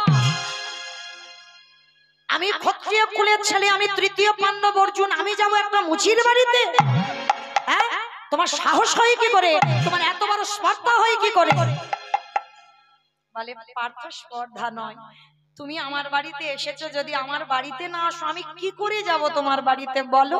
আগে তো আমার বাড়িতে পদদুলাটা দিতে হবে। করার কিছু নেই, কৃষ্ণ আজ্ঞা পালন করতে হবে। আর যদি বেটা রেগে না যায়, কৃষ্ণ তো রেগে যাবে, এদিকে মনের ভিতরে ভয়। ঠিক আছে চলো, নাকটা চেপে ধরে ধুতিটা তুলে নিয়েছে, নিয়ে প্রবেশ করেছে ওই মুচির ঘরেতে। আর ঘরে গিয়ে দেখছে বাবা চামড়া ভর্তি করা বড় বড় পোকা বাইছে। বাবা গো, কি গন্ধ গো, এত দুর্গন্ধ বার হচ্ছে, সে যেন কৃষ্ণ তুই আমায় কোন নরকে ফেললি বল, এইখানে কি মানুষরা আসে? বাবা অত গন্ধ নয়, ওটা কায়দা করে বেশি বার করছে কৃষ্ণ। বলে ওর ব্যবস্থা আমি করবো, বড্ড অহংকার, ওর রথের সারথি বলবো। এইবার দেখাচ্ছি দাঁড়াও। এইবার ওই রুইদাস ছুটে গিয়ে একটা চামড়ার পাত্রে করে, এই না পাত্র ধরো। বলে ওটা কি? বলে কেন? সর্ষের তেল। বলে সর্ষের তেল কি করব? বলে দুপুর বেলায় এসেছো, একটু মাথাতে তেল দাও, একটু স্নান করো, তারপরে তো প্রসাদ পাবে। অসম্ভব, আমি মাখবো সর্ষের তেল? আবার এই চামড়ার পাত্রে করে তেল এনেছে, অসম্ভব। আমি গোলাপ জল কর্পূর তাম্বুল ব্যবহার করি, আর আমি মাখবো সর্ষের তেল? তোমার কৃষ্ণ তো আমার গোলাপ জল কর্পূর কিছু দেয়নি, দিয়েছে সর্ষের তেল। তা যা দিয়েছে আমি তোমাকে তাই তো দেবো, বলো নাহলে কি দেবো বলো? কৃষ্ণ তুই কোথায় এনে আমায় ফেললি বল? নাকটা চেপে ধরেছে। বলো, এইবার এক ফোঁটা তেল মাথায় দিয়েছে, তেল দেওয়া মানে জল দিতেই হবে। বলো রীতা, স্নান করবো কোথায়? পার্থ ওই যে দেখা যাচ্ছে একটা কুয়ো আছে, ওইখানে দেখবে উপরেই জল, ঘটি রাখা আছে, কাটিয়ে তুমি স্নান করে এসো। সরু রাস্তা দিয়ে যাচ্ছে, একেবারে ভর্তি করা আছে চামড়া। মানে বড় ব্যবসায়ী রইতা, তবে লাভের জন্য নয়, কৃষ্ণ ভক্ত তো, মানে প্রতিদিন এক জোড়া করে জুতো বিক্রি হবে। তো আজকে জুতো ওই চামড়া ভিবি করে রেখেছে, আর তার মাঝখান দিয়ে যাচ্ছে। এইবার নাকটা চেপে ধরে গিয়েছে। রুইদাস, জল কই? আমার জল আছে, তাতে চামড়া ভিজানো আছে। রুইদাস, জল দেখতে পাচ্ছি না। বলে পার্থ ওইখানে কুয়ো আছে, কুয়োতে চামড়া ভিজানো আছে, তো একটা কাঠি দিয়ে তুমি চামড়াগুলোকে একটু সরিয়ে দাও। জলে চামড়া ভিজানো, সেটা কাঠি দিয়ে সরালে কি হবে মা? দশা আমি কি করে এখন যাই বলো? তেল যখন দিয়েছি জল তো দিতে হবে, উপায় নেই, আর জল নেই কুয়ো ছাড়া। এইবার কোন রকমে কাঠি দিয়ে চামড়া গুলোকে সরিয়েছে, সরিয়ে বাবা ঘটিটা দিয়ে সবে মাত্র জলটা, এমন সময়ে জলের মধ্যে দেখে কিনা আমার মকর বাহিনী গঙ্গা বসে আছে। মা তুই চামড়া ভিজানো জলে কেন? আর তোর সর্ব শরীরে পোকা বাইছে, তুই চামড়ায় ঢেকে আছিস কেন? পতিত পাবনী গঙ্গা কুয়ো থেকে বলে উঠলেন, অর্জুন তুই হলি পাপী। মা আমি পাপী? বলে তুই শুধু পাপী নস, তুই হলি মহা মহা মহা পাপী। দূর হয়ে যা আমার সামনে থেকে। ওই উপরে কুয়োর জল ছিল, অর্জুনের পরশ পাবে না বলে মা গঙ্গা কুয়োর নিচে চলে গেল, আর কুয়োর নিচে থেকে বলছে তুই মহা পাপী। মা তুমি আমাকে বলছো মহা পাপী? বলে হ্যাঁ তুই মহা পাপী। ও মামা ঠিক আছে, আমি নয় মহা পাপী। ও মা তা এত খালবিলি নদী নালা পুকুর ঘাট সাগর সমুদ্র থাকতে তা তুই হঠাৎ কুয়োতে বসে আছিস কেন? এত বড় বড় দিঘি, এত বড় বড় সমুদ্র সাগর, তা সেখানে ডুব দিলিনি? তুই মা বসে আছিস সেই রুই তাসের কুয়োতে, আবার চামড়া ভর্তি, তোর গায়ে পোকা বাইছে। বলে অর্জুন, এই কুয়োতে কেন বসে আছি জানিস? এই জগতের সংসারে সবাই পাপ করে, সবাই পাপ করে আমার জলে ডুবি দিতে যায়। কি মা যাও তো গঙ্গা স্নানে? তাহলে যারা যারা গঙ্গা স্নানে স্নান করো, সারা বছরই যা পাপ করো, একবার বছর অন্তর গঙ্গায় ডুব দিতে হয়। কেন? বছরের সমস্ত পাপ ওই পতিত পাবনী গঙ্গা নিয়ে নেয়। তাহলে এই পৃথিবীতে কত মানুষ, ভগবান বলছে কোটি কোটি মানুষের পাপ গঙ্গা বলছে আমি আমার মাথায় নিয়ে বেড়াই। হ্যাঁ রে অর্জুন, তাহলে কোটি কোটি মানুষের পাপ আমি একা মাথায় যে নেব, আমাকেও তো কোথাও ধুতে হবে। ও মামা, তা তুই তো একটা বড় সাগরে বা সমুদ্রে ডুব দিতে পারতিস, সেখানে অনেক জল ছিল। আরে অর্জুন, এই কোটি কোটি মানুষের পাপ সাগরে ডুব দিলে ধোয়া যাবে না। তা কুয়োতে কি এমন জিনিস আছে মা, তুই কুয়োতে বসে আছিস, কতটুকু জল? বলে অর্জুন, কুয়োতে কেন আছি জানিস?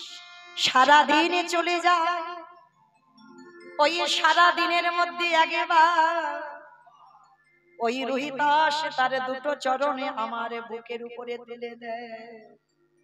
আরে যখন ওর চরণ দুটো আমার বুকে দেয়, ওই রোহিতাস হলো প্রকৃত বৈষ্ণব। আর ওই বৈষ্ণবের চরণ পরশে যেই আমি পেয়ে যাই, এই কোটি কোটি জনমের পাপ আমার ধুইয়ে যায় রে।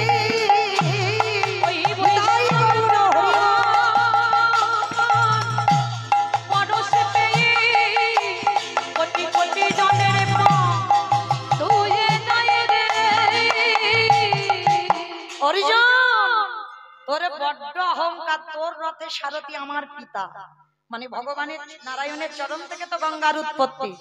তাহলে গঙ্গা মেয়ে বলছে আমার পিতা তোর রথে শুধু সারথি নয়। ভেবে দেখেছিস যত রথ বসে আছে, কি বাবা, যত রথ বসে আছে, কোন রথ? এই যে দেহ রথ, এই রথের সারথি তো আমার কৃষ্ণ। শুধু অর্জুনের সারথি নয়, আপনাদের আমাদের সবার রথের সারথি আমার ভগবান।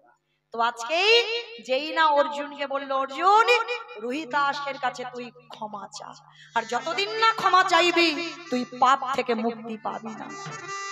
ঠিক আছে মা, আমি কথা দিলাম, আমার ভুল ভেঙে গেছে। ছুটে গেল রোহিতাসের কাছে, আর অর্জুন গিয়ে একেবারে রোহিতাসের চরণ ধরে ষষ্ঠাঙ্গে দণ্ডবত। আর যেই না শুয়ে পড়েছে মাটিতে, আর রোহিতাস দেখা মাত্র বলছে পার্থ দাঁড়াও দাঁড়াও, এটা কি করছো তুমি? একেবারে আমার পা জড়িয়ে ধরছো কেন? এতে তোমার জাত চলে যাবে, আমি ছোট জাত। চুপ, আরে কথা বলো না। ঠিক আছে তুমি যাবে তো রোহিতাস, কালকে আমার বাড়িতে প্রসাদ পেতে? যাবো যাবো যাবো, কিন্তু আগে আমার বাড়ি প্রসাদ খাও। বড় কাঙাল তো, জোগাড় করেছে খুদের ভাত, আর একটু জঙ্গল থেকে শাক পাতা তুলে সিদ্ধ করেছে, শাক সিদ্ধ খুদের ভাত। এইবার যেই না পার্থকে দিয়েছে, পার্থ নাও কৃষ্ণ প্রসাদ। বলে ওরকম করে তো আমি পাবো না। হে রোহিতাস, তুমি ওই প্রসাদ একবার উচ্ছিষ্ট করে দাও, আরে কৃপা করে ওই বৈষ্ণবের উচ্ছিষ্ট প্রসাদে আমায় দাও। তোমার মতো বৈষ্ণবের উচ্ছিষ্ট প্রসাদে পেয়ে আমি যেন সকল পাপ হতে মুক্তি পাইব। নিতাই গৌর হরি বল হরি বল।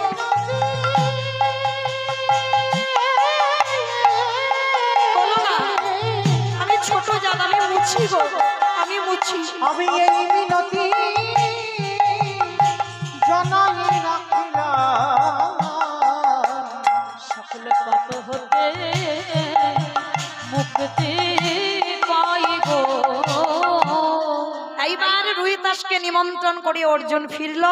শুধু রোহিতাসকে নয়, কাশীধামের আরো বড় বড় বৈষ্ণবদের নিমন্ত্রণ করে ফিরেছে। এইবার দেখেন মা কি মজার ব্যাপার, সমস্ত বড় বড় বৈষ্ণবরা গেছে। মানে বড় বড় বৈষ্ণব কেন বললাম বাবা, অনেক অনেক বৈষ্ণবরা তো মানুষকে মানুষ মনে করে না, তাদেরকে বললাম, তবে সবাইকে নয়, অপরাধ নেবেন না। হরি বল। সেই কাশী ধামের বড় বড় বৈষ্ণবরা তারা গিয়ে দেখছে একটা মুচি বসে আছে। এই ছি ছি ছি ছি ছি ছি ছি ছি গো, আমাদের বড় বড় বৈষ্ণবদের সঙ্গে ওই একটা মুচির ছেলেকে কে বললো? অর্জুন ছুটে এসেছে। দেখেন বাবা ঠাকুর, আমরা কেউ বলিনি, বলছে ওই কৃষ্ণ আদেশ করেছে, ওই জন্য নিমন্ত্রণটা করেছি। কৃষ্ণ আদেশ করেছে। এই সবাই গিয়েছে, গিয়ে বলছে এই তুই বৈষ্ণব, বৈষ্ণব যদি হই পইতে দেখা দেখি। আমার মুচিদের পইতে হয়, পইতে দেখা। তার রুইতাস করজোর করে ভয়ে ভয়ে বলছে, দেখো আমার যে পইতে দেখবে তোমরা চোখে দেখতে পাবে না, আমার পইতে দেখতে গেলে আমার এই হৃদয় চামড়াটা আগে কাটতে হবে, আমার হৃদয়ের ভিতরে তো পইতে আছে। এই চালাকি করছো আমাদের সঙ্গে, দাঁড়াও। এবার সবাই মিলে, সমস্ত বৈষ্ণব মিলে রুইতাসের গায়ে থেকে নামাবলিটা টান মেরে দিল। আর যেই না খুলে নিল, ভগবান ওদিকে দাঁড়িয়ে দাঁড়িয়ে হাসছে, বলে বেটাদের জব্দ করছি দাদা। মাইরা পইতে কিসের হয়? সুতো, সুতোর পইতে হয়, সবাই আমরা জানি। আর যেই না নামাবলিটা কেড়ে নিয়েছে, সমস্ত ভক্তরা সাক্ষাতে দেখতে পেল রুইতাসের গলায় আজ সোনার পইতা ঝলমল করে।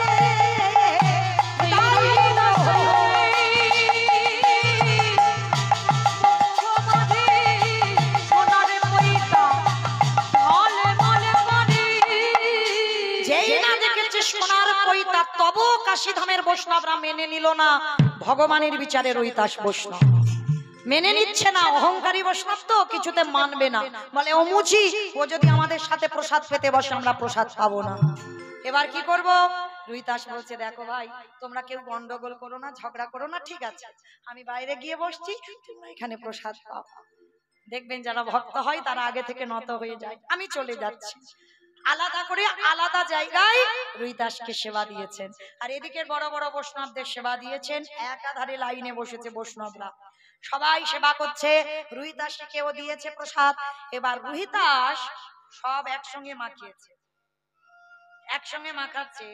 দ্রৌপদী দূর থেকে দেখছে, দেখি মুচির বাটা কি করে।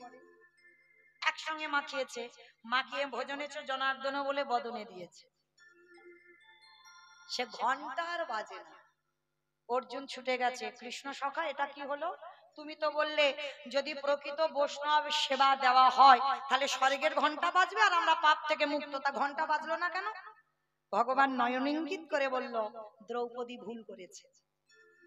ভগবান তো অন্তর্যামী, সব বুঝতে পারে। দ্রৌপদী অন্যায় করেছে, ছুটে গেল দ্রৌপদীর কাছে। দ্রৌপদী সত্যি করে বলো, এই মুচির ছেলে রুইতাসকে সেবা দিতে গিয়ে তোমার মনের ভিতরে কোনো দ্বিধা?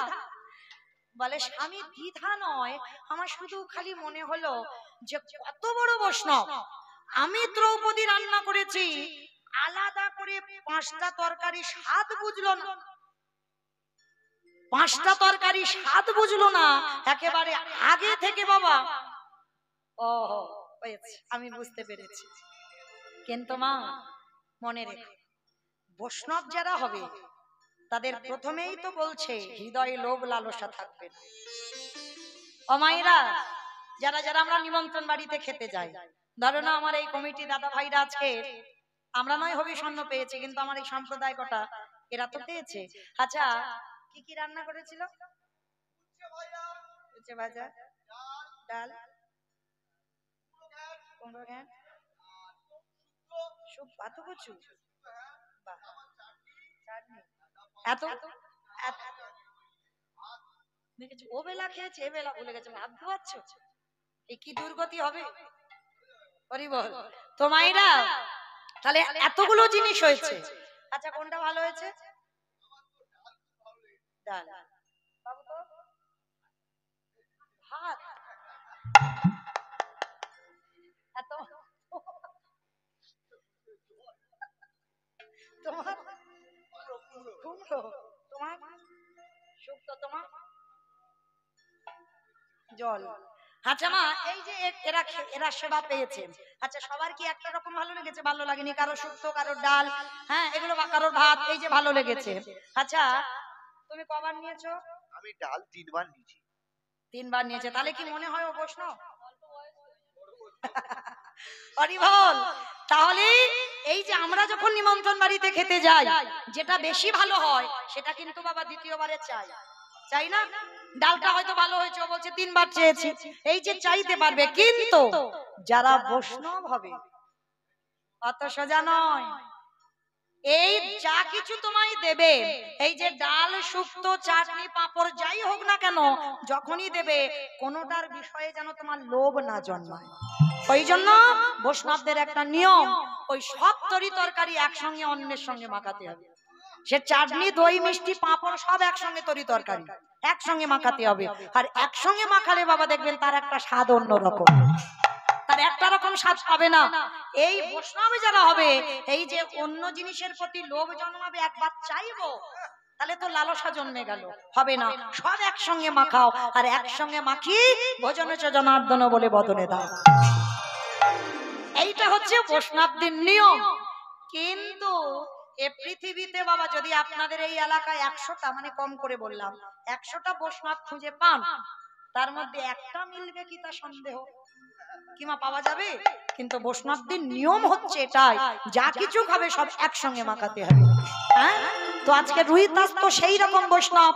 এইবার অর্জুন বলছে, দ্রৌপদী তুমি ভুল করে ফেলেছো, যাও রুহিদাসের জন্য রন্ধন করো। গঙ্গা স্নান করে পবিত্র হয়ে এইবার রুহিদাসের জন্য রন্ধন করেছে।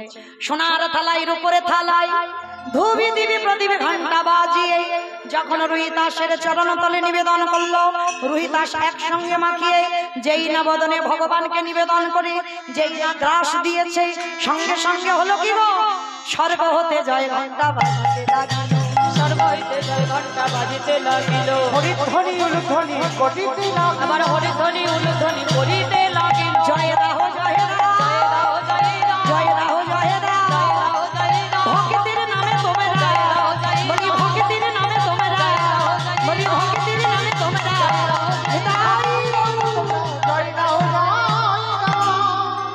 এইবার পাপ থেকে মুক্তি পেয়ে গেল পাণ্ডবরা। আমা তাহলে জীব শিক্ষা কি পেলাম? লীলা গাইলে হবে না, লীলা শুনলে হবে না, জীব শিক্ষাটা তো দেখাতে হবে। কি শিখলাম আপনারা? আমরা মানুষ মাত্রে পাপ করব, পাপ ফেললেই অপরাধ। যদি অপরাধ করে ফেলি অজান্তে, একটা সাধুগুরু বৈষ্ণবকে নিমন্ত্রণ করে সেবা দাও। আর যদি বিশেষ করে এই নিয়ম সেবার মাস চলছে, শেষ তো হব 2 দিন বাকি, যদি পারেন একটা সাধুগুরু বৈষ্ণব দেখে সেবা দেন। আর সেবা দিলে কি হবে, পাণ্ডবদের মতো ব্যক্তি যাদের সঙ্গে কৃষ্ণ ছিল বর্তমান, তাদেরও কিন্তু বৈষ্ণব সেবা দিতে হয়েছিল। তাহলে বৈষ্ণবকে কোন জায়গায় রেখেছে দেখেন, আজকে সেই বৈষ্ণব সেবা দিতে সমস্ত ভক্তদের পাপ থেকে আপনার আমরা মুক্তি লাভ করব। যাই হোক, কেউ আমার একটা বোন, কি নাম জানো? নিষ্ঠ বিশ্বাস, নতুন মানে নবাগতা, কীর্তন শিখছে। আশীর্বাদ করেন ও যেন বড় হয়ে একদিন এই রকম সমাজে যেন ধর্ম আলোচনা করতে পারে।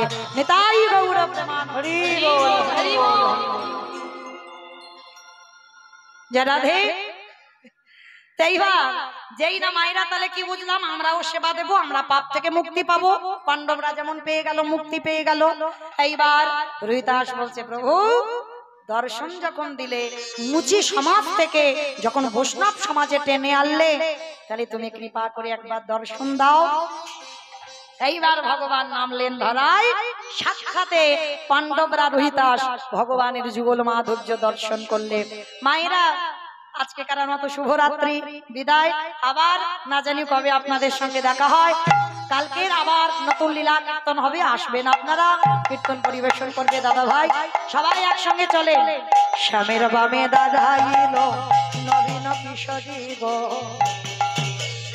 ও শ্যামের বামে দাদা এলো নবীন কিশোরী, শ্যামের বামে দাদা এলো নবীন কিশোরী গো।